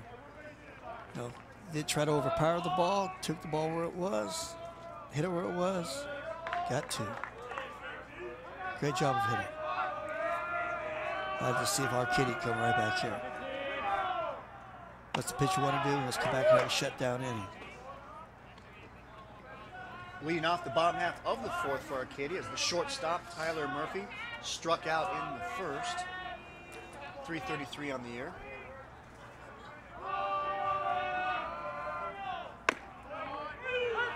Again, it looks like he's going to stay with his fastball. Murphy's got an offer from Chandler Gilbert. He's also drawn some interest from other Arizona junior colleges. He loves to fish. He goes after for some catfish and trout. Oh. And he went after a pitch there and drives it out to center field, but camped underneath it. It's going to be the center fielder, Michael Bloom, who hauls it in for out number 1. Drives in 2, gets the first out of the inning. You know, baseball's a funny game. You make a great play in the field. Guess who the first hitter is? That player. Absolutely. That's going to bring up to the plate now for the Titans, Cole Norris. And I was just talking about how Murphy likes to fish. Well, Cole Norris, he actually competes in amateur bass fishing tournaments, mostly at Bartlett and Swirl Lakes. The biggest bass he's caught is 8 pounds, but listen to this. When he was 7 years old, he caught a 50-pound octopus up in Alaska. Oh He was up there with his father, and they were fishing for some halibut. They And got octopus?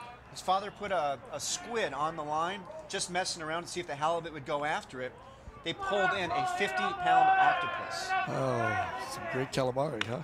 I said, yeah, exactly. I'm like, did you guys have a photo of this? He's like, we didn't have a camera with us. I'm like, you've got to be kidding me. Wow. He's like, no. He's like, true story. I'm like, That's a dream come true for a fisherman. Absolutely.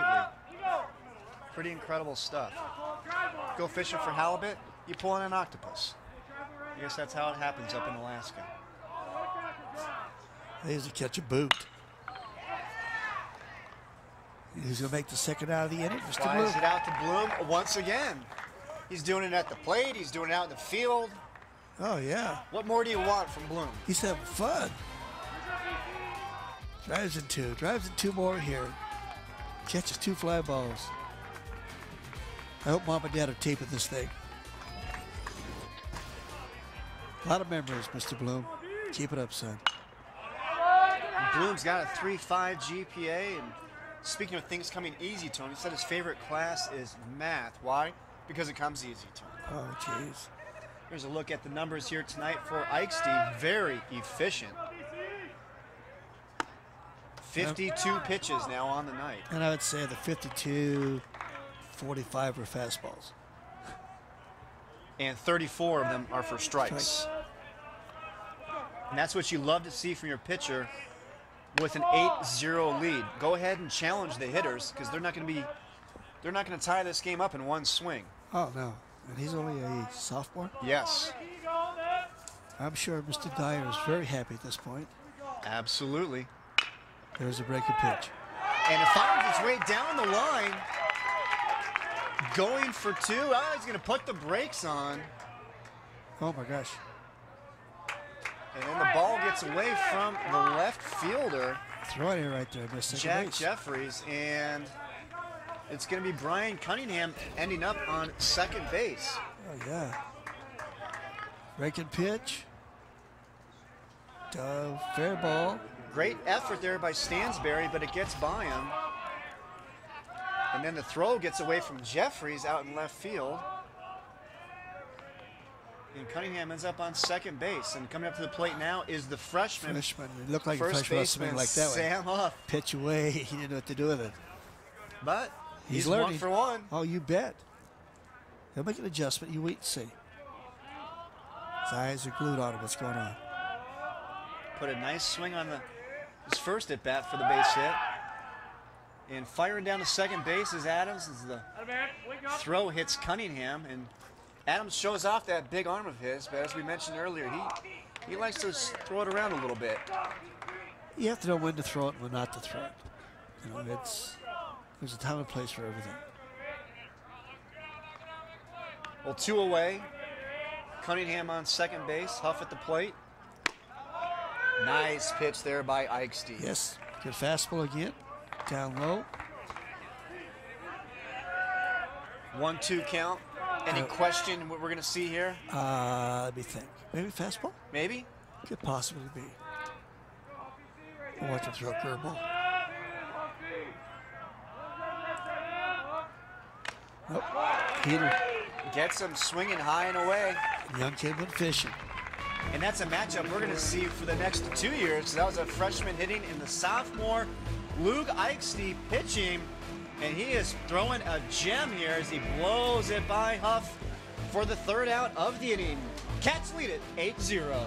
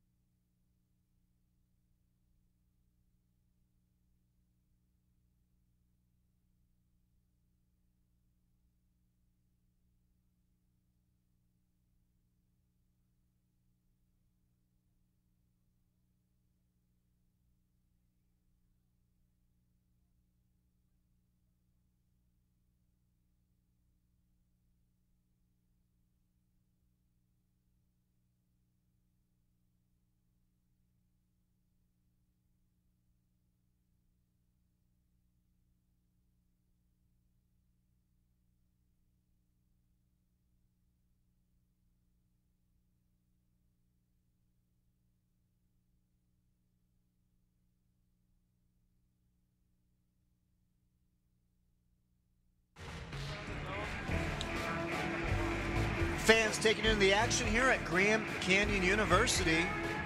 I was discussing the mechanics of pitching to his son. That's good. Is that what that was? Well, it had to be. Beautiful evening here at Grand Canyon University. Watching baseball here on Cox 7, Arizona. And it's the Saguaro SaberCats leading the Arcadia Titans by a score of 8-0 as we head to the top half of the 5th inning. Father and son taking in the ball game. Some Saguaro fans here enjoying what they see here so far from the SaberCats, and what's not to like. If you're a Saguaro fan right now, you're just saying, you know, just let's keep it going. Arcadia's saying, let's get back at this ball game. And obviously we got a great rivalry here tonight with Saguaro and Arcadia, 2 city rivals. And you were a part of the Saguaro-Chaparral rivalry, which was another big one. And what was that like? Oh, that was ugly. Same thing when I was at Corona del Sol. That was ugly. You know, there was not much love between the 2 schools. There's a shot in the gap. Stansberry rips one out the left center. That's going to get to the wall, and he is running.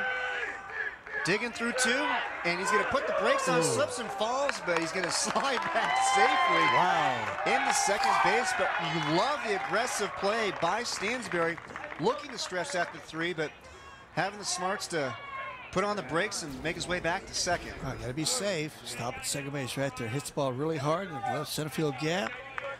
Turns on the burners. Takes the ball off the wall well. Oops. Got to get back. Young first baseman did a good job sneaking in there. Fundamentals. Very good. Double relay. Trailer right there. Now batting for Saguaro, Ryan McGill, the DH, 1 for 2, RBI single in the first. As that pitch gets away from Jarvis. All right, here comes that double cut. What do you like here, Coach? They got the men out in position just right. The lead man's out, trail man's behind it. The only way you could have improved that by any means at all was the second man saying go to second base. That's asking too much sometimes of young kids. But it was set up fairly very nice. But everybody's in the right position. Coach Gerlach, you've done a good job, young man.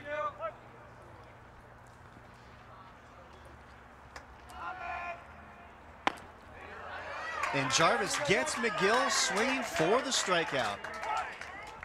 That'll give Jarvis a little bit of confidence. It will. Big high kick. Right there, just missed it.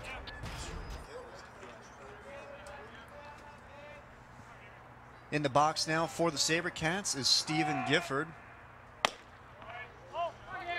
Takes one up high. We have an 8-run lead. I'm sure if you got a left-hand hitter up, so I don't think Mr. Dyer is going to take and steal, but pitcher's about 1-8 and 1-9 to go to home plate. Big high kick. It's a one-looker. Schumann try to backhand that, now block it.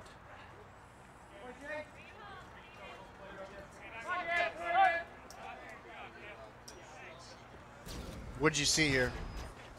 Well, if you watch him right there, he tried to pick the ball and not try to block it. You got to block that ball.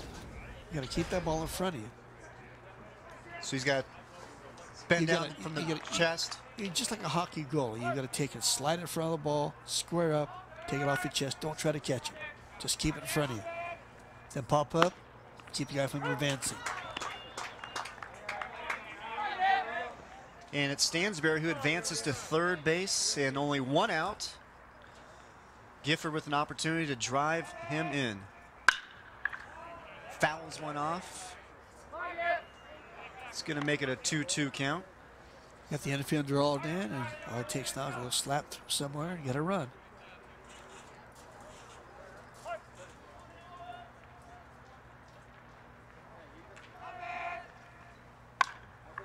Fouls off another one. Right into his hands. Can't be real nice. Talking to Saguaro head coach Ryan Dyer, said the team does a lot of community service year-round. I mean, off campus, they do some stuff with the Miracle League. On campus, they're very involved in service learning for special education students. And that's something that he really stresses with these guys, is not only the baseball part of it, but being involved in the community and making a difference. And giving back. Give it back to everybody. You know, people who support you, you go out and support people in your community. That's outstanding. Everything needs to be hand in hand. Go out and do well in the classroom, do well in the field. Go out into the community and do service projects. I admire those coaches. And Gifford draws ball 4. Runners now on the corners and one out. Jarvis seems a little herky-jerky in his motion. He's got a big high kick. Gifford. I'm sorry. No, it's all right. Gifford on base for the 3rd time this evening. Not bad from a guy hitting from the 9 spot. That's not bad at all. It's like 2 leadoff hitters. Well, that's what a lot of people don't understand sometimes. Coaches set it up so they have 2 leadoff hitters. One in the 9, one in the 1. And it's worked out nicely here for the SaberCats tonight. And the actual number 1 hitter is Lagusis, and he's in at the plate right now. 2-0 count. Jarvis changed up a little bit. He had a slide step, went 3-1 to home plate. Where he's been average 1-7, 1-8 to home plate. There's your 1-7-8 right there. Gets the strike as well.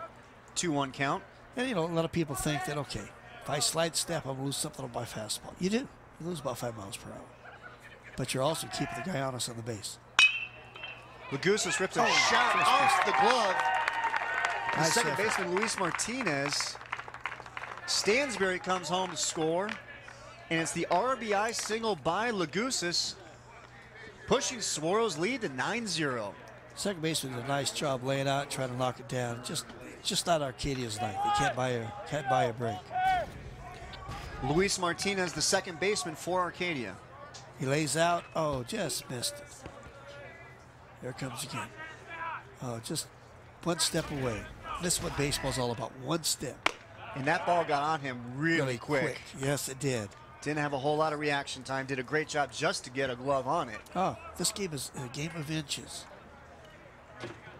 Good look at Martinez right there. Great effort. There's a bouncer to the shortstop from Lace. Throw to second, and he's able to get the force out on Lagusis. Close play. Very close Could play. have gone either way. Nice job by Murphy to field it and quickly get it over to Martinez to get the force out at second, but runners now at first and third. All right, here's the play. Oops, couldn't get out of the glove. Makes a flip throw. Ooh, close. Oh, well, you know, it's 9-0. Why not call him out? And a nice job by Murphy not to panic. I mean, yes. he lost the handle of it, but composed himself and got it over there. And they were able to get the out. Get the runner at second. That's what matters. And that's all that counts. You can't argue. We didn't, but we at Pure might have missed it. But up closer, it would have been a different story. Now batting the catcher, Adams. Just a junior. He actually tore his right ACL his freshman year and didn't play baseball his freshman year or football his sophomore year, which is his other sport. Wow. But he's done a nice job of rehabbing and getting his strength back, and he's back to playing the football and baseball and being extremely productive in both. That's great. The adversity he's gone through and the determination to recover and go through rehab and be ready to play the game again. That's a remarkable young man. It would be so easy for anybody to just say, no mas, and quit. Gets the strike. 2-2 count. A little upset with himself taking that pitch. And when colleges look at Adams and see that he's gone through some tough times and persevered and gotten himself back to where he is, as he drips from the left center field. That's in the gap. One run will score. We're going to get two. And here comes number two. A two-run double by Adams. Right on cue. Oh, that's a nice job of hitting. And like you were saying, what do colleges think? They're going to want to know how solid those injuries have recovered. And if he keeps producing the way he's producing right now, everybody will know. How about the swing here? Oh, right on the pitch. Didn't try to overdo anything. Hit it right on the screw. Drove in two. Oh, what a snag by Jarvis. Off the screamer by Mora. Looky what I found. That thing just happened to hit his glove. That's one thing in the favor of Arcadia, that play right there. Terrific play there by Jarvis, but it's the SaberCats who now lead this 11-0 as we head to the bottom half of the fifth.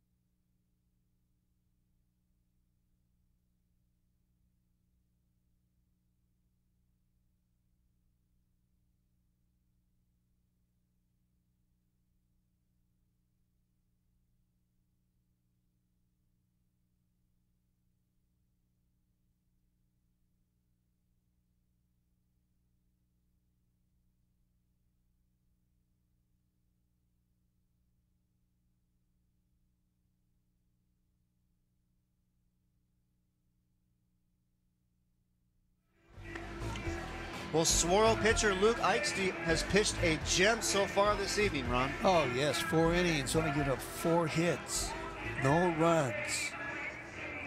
You know, what can you ask of your pitcher? He's sophomore, throwing strikes. And he has just overpowered this Titans lineup. Oh, he's just beating that strike zone with a fastball. Breaking pitch into the dirt. That's one of the few we've seen tonight. I'm sure he's thrown 90% fastballs. And remember, he's just a sophomore. Just a puppy. Just a puppy. 6'2", 180 pounds. He's still got some room to fill out as well. If he takes care of himself, grows, gets stronger, he's going to be a suspect or a prospect. I talked to him earlier in the week, and I asked him when he knew he was, you know, going to be okay at the varsity level. As Reynolds flies one out to right field, and coming over to make the play was the second baseman. Nice hustle. Ben Lagusis, but he wasn't able to handle it. Alex Reynolds hustling down to second base. Yes, great hustle. I mean, he could have popped up. You want to be out. I just take my dog down to first base. He busted his hind end. Ball strapped. He just kept going. And pops it up. There Reynolds right there. Pops it up.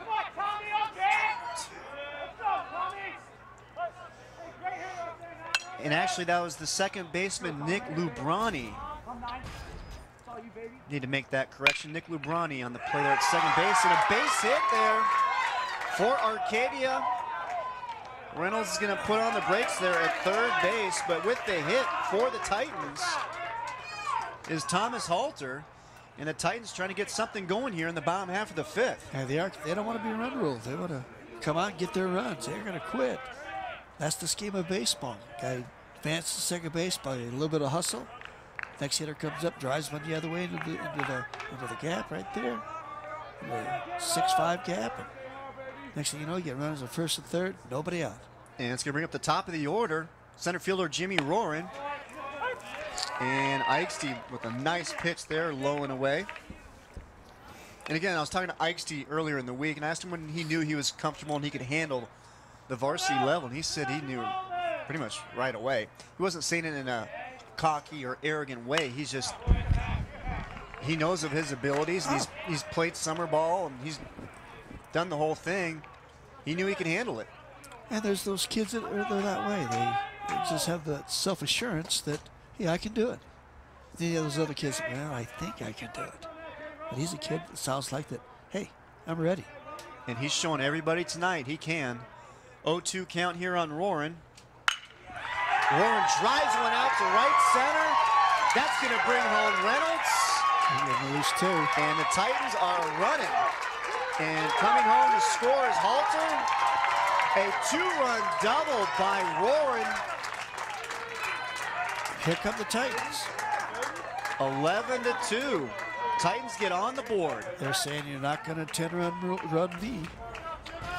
Here we go. Pitch right down the chute. Takes it the other way. Fastball, of course. Drives in 2. Now we've got a runner on second. Nobody out. Arcadia's starting to believe in themselves. Anything can happen now. High school kids, baseball's unbelievable. All you have to have is the door to open a little bit. Now the question is, can they close it? And Eigsti's pretty much had his way with the Titans lineup here tonight, but Roarin has been the exception. He's got 2 doubles on the night, and as Coach Gerlach pointed out earlier, he is the catalyst of this Arcadia team. Now he's really trying to hump up and get rid of it. He has to go back to throwing strikes, get back into the groove. You know, the second, third time they've been around, they're starting to see that fastball, starting to time it. Titans are going to die on you. They're going to come right back. And at the plate now is Luis Martinez. Now we've seen Eigsti's physical abilities. Now we get to see his mentally. Right. Now that he's getting challenged a little bit. Correct. See how he responds. Correct. You know, it's a lot for a sophomore. You know, a lot of confidence, but then again, how do you respond under pressure?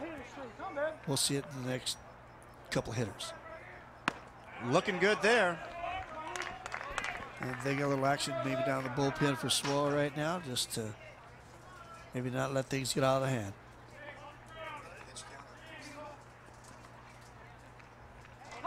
1-2 count as we take a look at Well, that doesn't kind of warm me up, throwing the ball behind your Nick back. Maservi. Yeah, exactly. That's a new one. That's a new one. I don't know if you throw the ball home like that. Right down there. Nice pitch for strike 3 on Martinez. Got him looking. And we look at the pitch count here. He's still sitting real good. 68 pitches total. 22 balls, 46 strikes. That's great.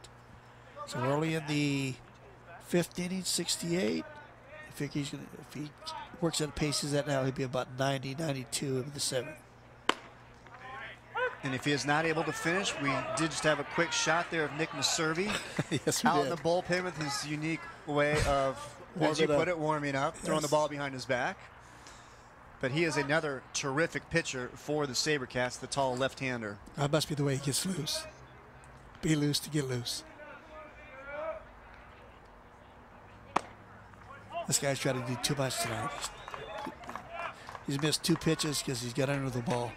He just needs to get right on top of the ball, hit down through the middle. Way we go. 2 pop-ups, yes. Well, it's hard not to get anxious when you know you guys throwing heat, and you can just kind of sit on it. You just try to time it out. And he pops another one out, but that one is gonna go foul. Again, not a great swing. Not a great swing. It was almost an excuse me swing. Looks like he has a lot of potential. Just has to stay within himself. And Schumann, of course, last year was part of the great battery with Andrew Naderer, who now pitches here at Grand Canyon University and has done a great job for the Antelopes here his freshman year. And their head coach, Andy Stankiewicz. And he's a great coach. Naderer is actually the Saturday night starter for Grand Canyon. Made quite an impression quickly here on the campus at GCU. As a freshman also. And he's a nice left-hander. It's always nice to have some crafty left-handers. Doesn't hurt to have too many of those, does it? Oh, jeez. Can't have enough of them. Can't have enough. 1-2 count here to Schumann. Misses away, 2-2. All right, now he's sitting 2-2. Now he has to look for the pitch he wants. Don't get too excited. Stay back and throw the barrel through the ball. Stay relaxed. Roaring on second. Good patience there. Worked him 3-2. Now, are you going to be patient enough to get your pitch or go fishing? Well, you got to think Eigsti's coming with the fastball. Oh, there's no doubt. First base open.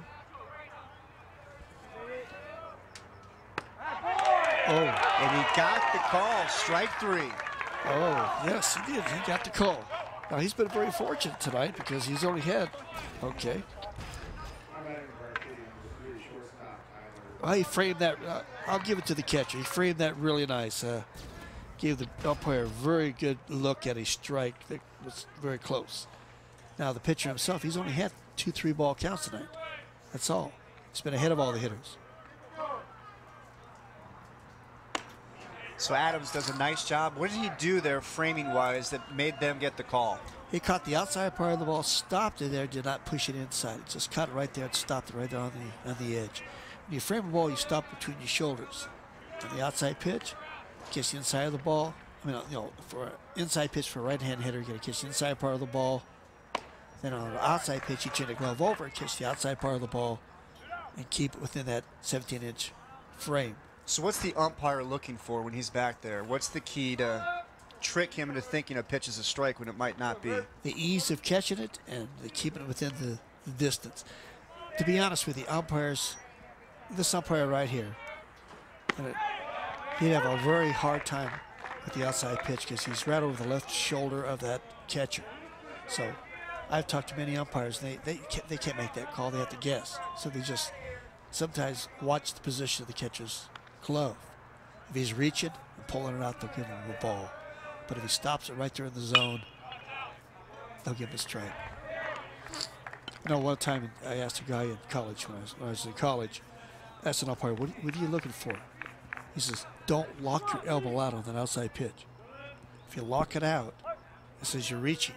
So you got to bend the elbow and keep around the ball. Make it look simple.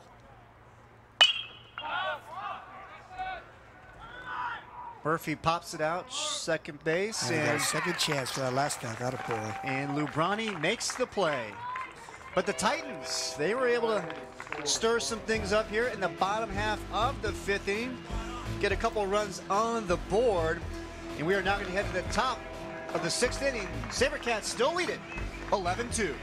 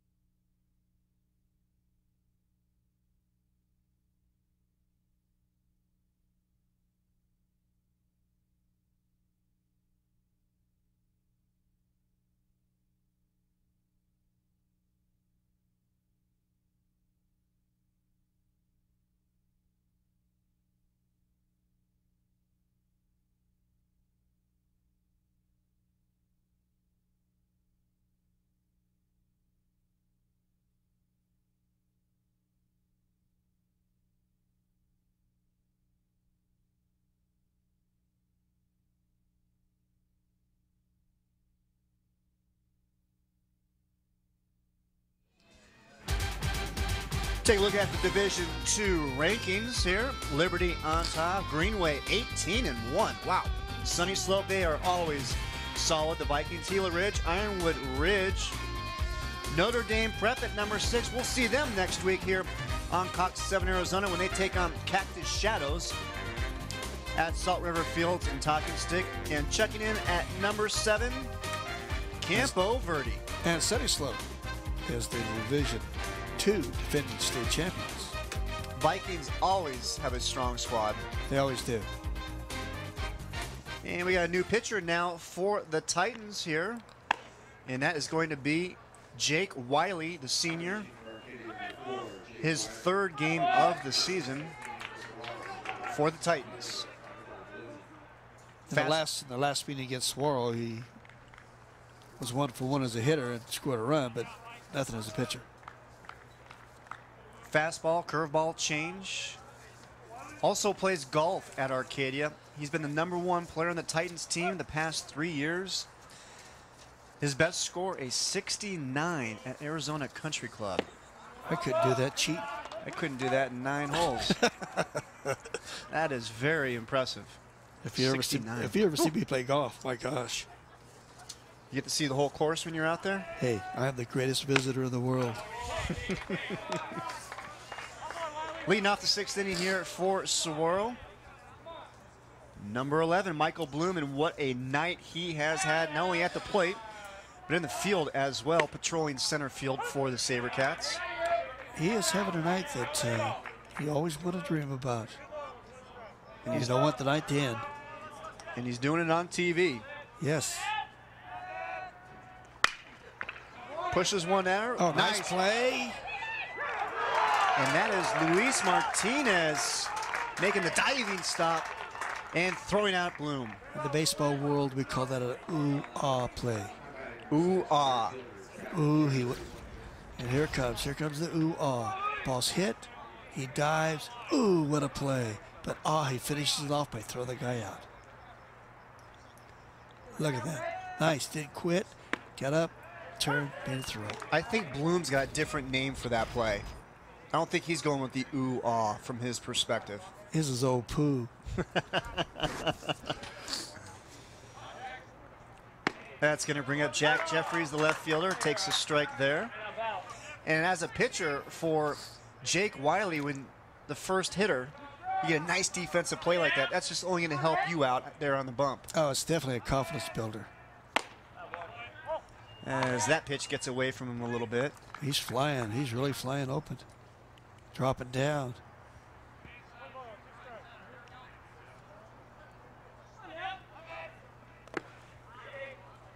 That ball is moving around a little bit. Well, I don't know. It seemed like he and the pitcher before are turning the ball over a little bit. Luke Pine. Yeah.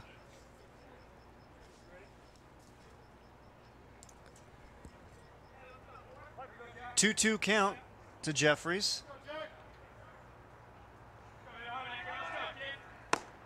And he gets him swinging. You bet. Pitched before, turned over into the dirt. That one there threw a fastball right by him. Nice defensive play. Then he gets strike 3 on the next hitter. Yes, he turned that right over right there. Good. Right through. Now up is Shane Stansberry, the Little third breaking baseman. pitch right there. Yeah. He's working it a little bit. He is. He's got his confidence now. Got a ground ball, great play. Struck out a guy. He's ready to face the world. He's ready to go a few innings here. Right. Instead, it's the top of the 6th. Stansberry 2 for 2 on the night, 2 doubles, 2 RBIs, 2 runs scored. Deuces everywhere. Got a breaking pitch to the inside. Strike 3. And how about Jake Wiley? He goes back in the dugout saying, hey guys, look what I did. Takes down the SaberCats lineup 1, 2, and 3. We're going to head to the bottom half of the 6th inning. Saguaro leads it 11-2.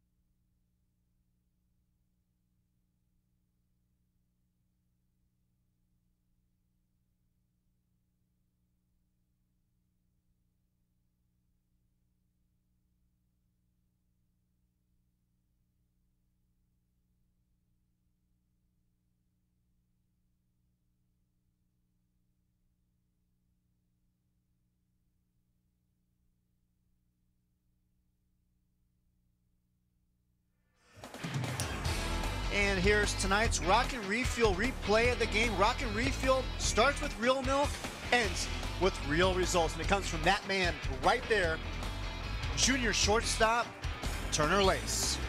And here it comes, folks. Excellent play. Little Chingadero hit to the left field side. He goes after it, back to the infield, makes a great catch, puts the brakes on, makes that throw home, and completes a double play. And how about the job by Adams as well to take the hit He took and away the tag. Took away the plate, made him block, go to the outside, and he had him. It was an excellent job. And great presence of mind as well from Turner Lace to make the catch, spin, and throw, and gets the runner out at the plate. And Lace, this guy, he's got some colleges looking at him already. You got Oregon State, you got Oklahoma State, Utah, guys on the radars already, and he is just a junior. And a great point average. Grade point average is very nice as well. And that's all he needs. I mean, he has the grades, he has the talent, he's got another year. Expect big, big things from him.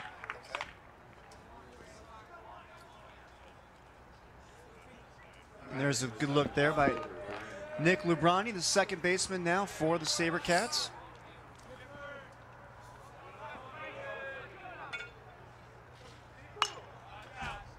Still coming with a fastball. Here we are in the bottom half of the 6th inning. Saguaro leading Arcadia by a score of 6-2. Chris Harris here along with Ron DeVinny and Brian Cunningham at the plate for Arcadia. Yeah, we're in the 6th inning with an 11-2 score. 0-2 count. Luke Eigsti still on the mound for the SaberCats, pitching a terrific game.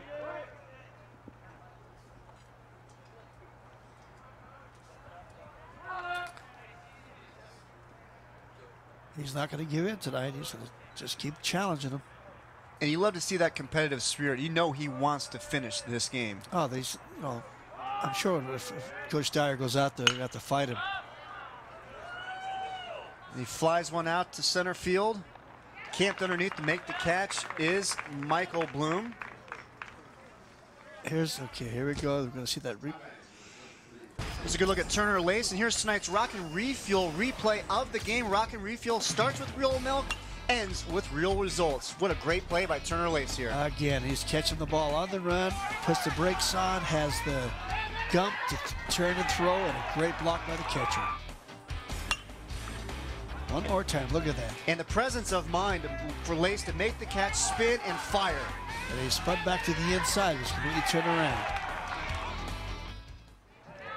Lace, a terrific shortstop for Saguaro. He's already got some looks from colleges, and he's just a junior.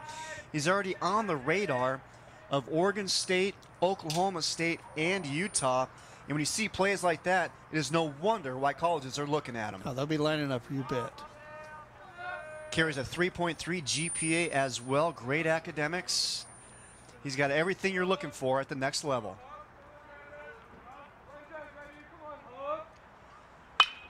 Sam Huff at the plate for the Titans. He fouls one off, out of play. Tell you what, just a freshman. He's looked very nice here tonight for Arcadia. He's not backing down to anyone. I mean, he's did a good job with the glove over there, and he's stayed with the pitch, throw it up the middle, got a base hit.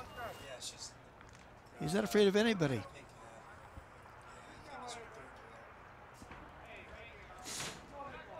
He's got a 2-ball, 1-strike count on him. Let's see what he does with this pitch.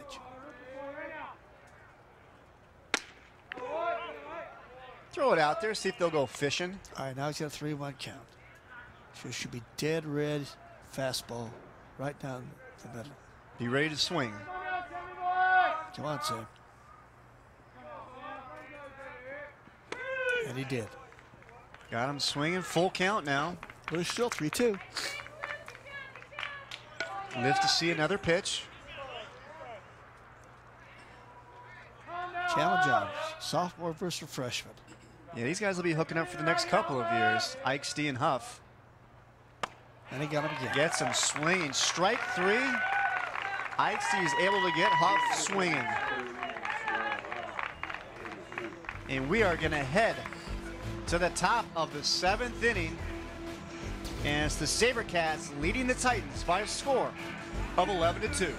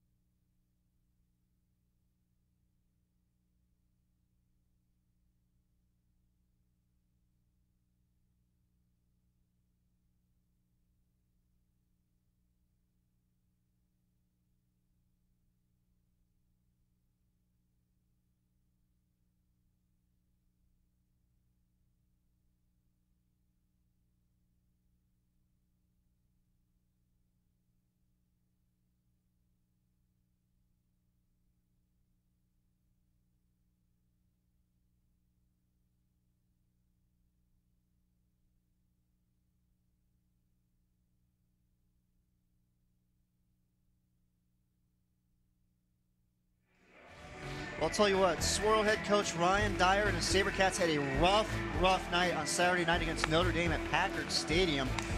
They lost to the Saints 28-5. Coach Dyer said it was the most embarrassing loss of his career.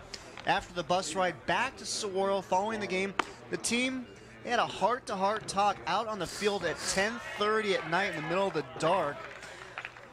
Try to iron some things out, air some things out. Now they've won 2 games this week since. And if you ever had a moment like that where things just went wrong and you had one of those times where you got the team together in the middle of the night out on the field and had a talk? Chris, you know, those are teachable moments. Those are times you can do all the yelling and screaming you want to do, but you got to sit down and do some soul searching. What direction are we going to go? How do you want to approach our next game? what do we have to do to rectify what we did wrong? I mean, those are teachable moments, and Coach Dyer did an excellent job. And it's proven this week by them winning 2 more ball games. So, you know, young coaches, you can punish the team all you want, but sometimes you just got to have a heart-to-heart talk with your kids and let them express their opinion and do some real soul-searching. And Dyer said he was really encouraged about how the players responded. The big message that they kind of delivered to the coaching staff was, you know what, not that they weren't being easy on them, but hold us even more accountable and make the consequences even greater if we're not able to perform. As we got a base, oh, nice play by Martinez again. Pulled him off the bag this time, unfortunately. And great hustle down the first baseline there by Ryan McGill for the base hit. Martinez once again. Turned his ankle, looks like a little bit. And he's defensively, he's made some nice plays out there. Yeah. Here he goes. Here comes Martinez. There's that same play. It was just didn't have time to get up to his feet.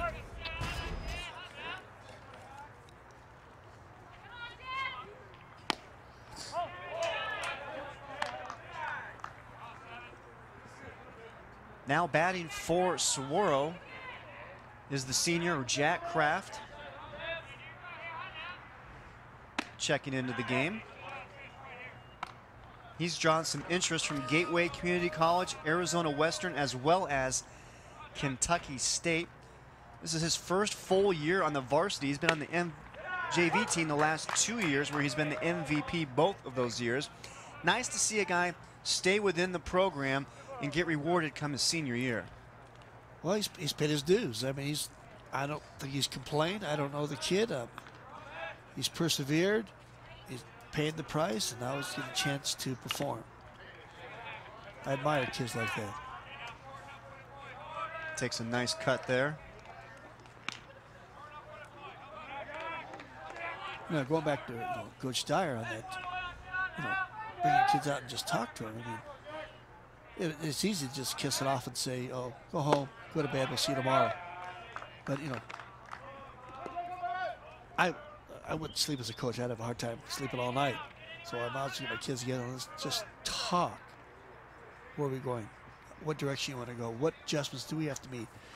And at the same time, I'm sure Coach Dyer found out that after winning 2 state championships, after losing the second round of the state playoffs, that he became a little more relaxed with his players. And they're saying, it's time to get tough.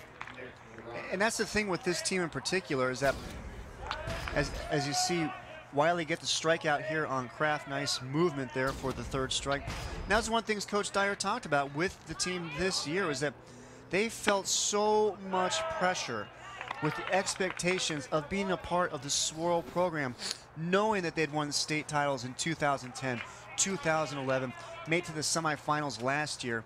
All of that really played into their mind, and they just haven't been able to perform yet so far this season up to their capability. I call that identity crisis. They're identifying themselves as what the people before them have done. But they have to establish their own identity. What are they going to do? What legacy are we going to leave in our program as a group, as seniors, or when you're a junior, you become a senior?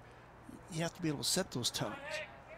It's not about the past, which it is, it's called tradition, but at the same time, you've got to be able to mesh. SaberCats only returned 2 starters from last year's team. Up at the plate now, senior Nick Lubrani, second baseman, draws the walk. And the SaberCats now have runners on 1st and 2nd, and one out. Yeah, they're not going to go down either. They're going to come back and try to score again. And that's going to bring up the shortstop, Turner Lace. 0 for 3 on the night, but he's got 2 runs scored.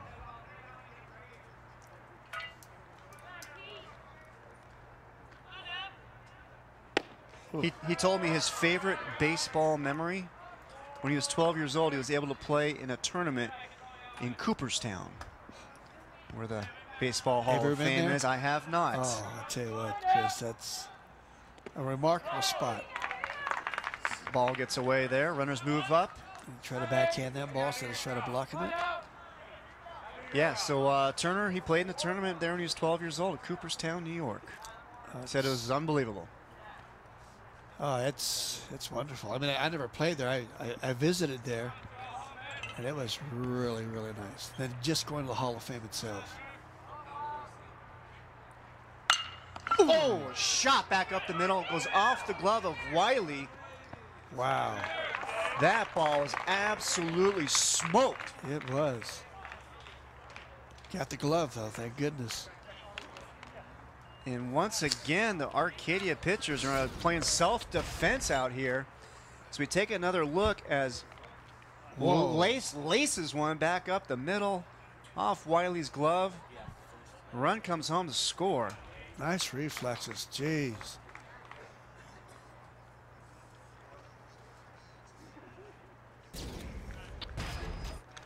Great. That's, well, you know, question that comes up sometimes, the BB core versus the old BSR. The ball came off 5 miles an hour, 5 mile an hour faster, that's all it did. Which somebody says, well, that's a lot. But that is equivalent to you blinking your eye. That quick. That quick. That's the difference, that's all. Adams skies one out to short center field, and Roran comes in for the basket catch. Say hey, Willie. Absolutely. And he holds the runner there at third base. Now, of course, you're talking about the bats and the changes of the bats over the last couple of years here in high school baseball, as you see Roran with the catch. Right. The new bat this year, or the last 2 years, has been the BB core. And there's a long explanation between the two. I don't want to bore anybody with this. What's the quick one? The quick one is real simple. The old bat was given a 5% leniency. In other words, when you took a wooden bat and a BSR bat, you got a 5% difference. So it gave you 5%, 5 miles per hour faster off the ball, off the bat, and 25 feet further with a hit. With a BB core, there is zero tolerance. It's just like a wooden bat. So when a wooden bat comes off, it comes off the same speed.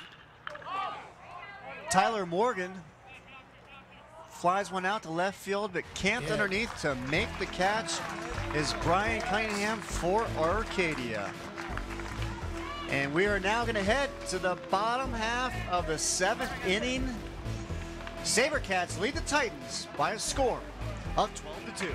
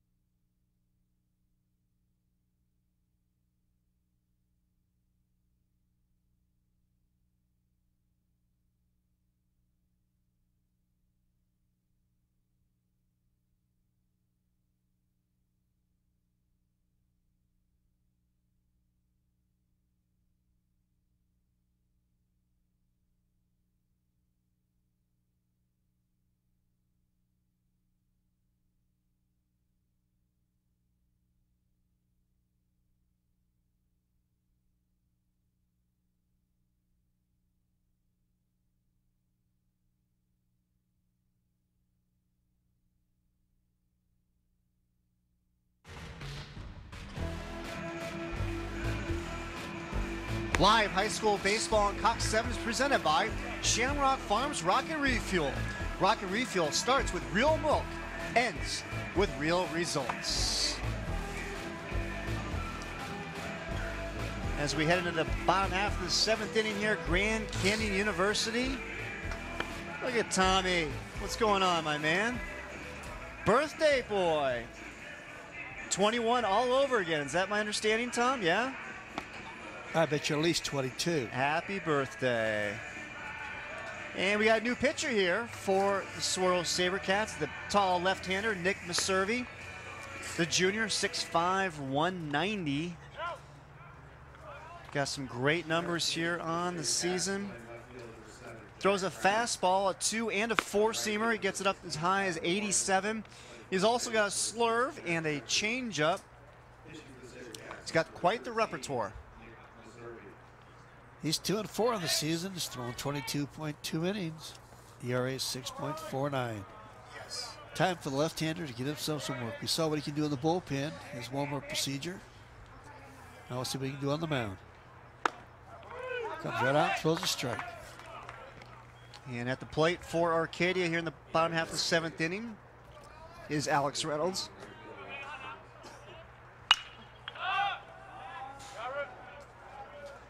Pops one out down the first base side.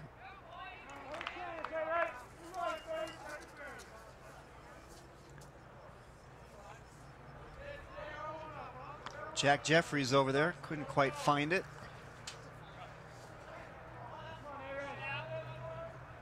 Coach Dyer says that Mr. Servey should have less walks, better pitch selection. Mentally needs to get out of the zone. Get out of the zone and do it the right way. Has tendency to overanalyze and think too much. Well, he is a very bright guy. 4.0, honors history and algebra 2. Also involved on campus with service learning. Loves helping other people, he told me. Just a good all-around kid. Now Reynolds drives one to right center. Boom! Diving to try to make the catch as Bloom goes off his glove, and Reynolds is going to end up with a stand-up double. That was an excellent effort by the outfielders. I thought they were going to collide there.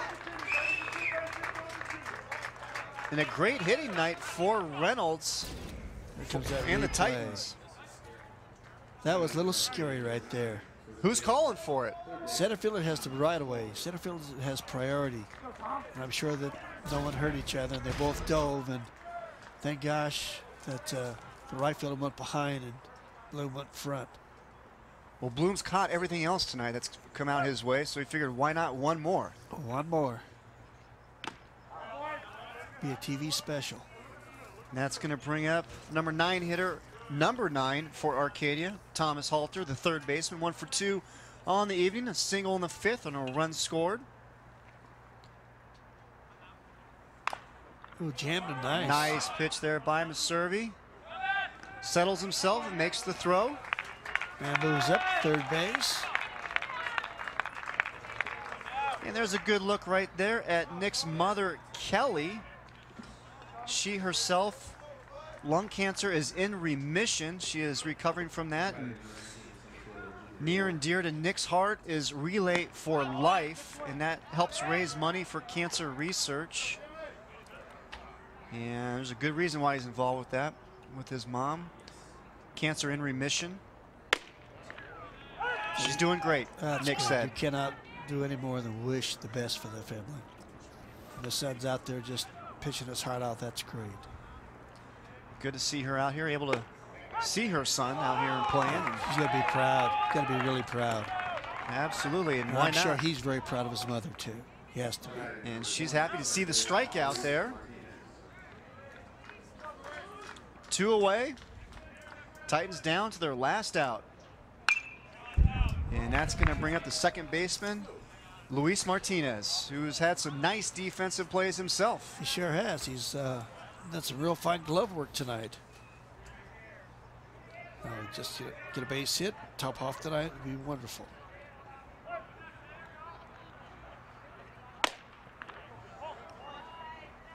Alex Reynolds on third base for the Titans, but Nick Maservi looking good here for the SaberCats. Tell you what, that's a nice 1-2 combination when you've got Maservi and Eigsti, especially if they're able to make their way into the tournament. Oh, yes. Something you got to have right there, pitching.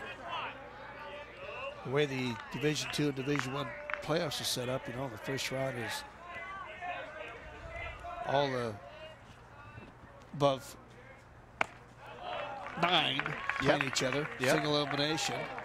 And the next round is you 9 through 24. Yeah, 9 through 24. First 8 get buys. Then you come and play the guys, the 8 that have buys. You've already used your ace. Now you're gonna go against their ace. The next thing you know, double elimination. And that does it. Struck him out.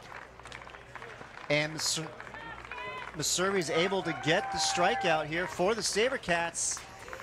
And it's Saguaro with a little bit of payback, getting the win against Arcadia by a score of 12-2. That's kind of ironic. 12-1 the first match. 12-1 the first second. time around, 12-2 here. Is there an old saying, what goes around comes around? And it did here this evening. Unfortunately for the Titans, and fortunately for the SaberCats. Well, be sure to tune in next Thursday night at 7 p.m. for the Cox 7 High School Baseball Game of the Week between the Cactus Shadows Falcons and Notre Dame Prep Saints, live from beautiful Salt River Fields, the spring home of the Diamondbacks. Both squads are pushing towards the playoffs, and this will be a key sectional game for both Cactus Shadows and Notre Dame next Thursday night at 7 on Cox 7.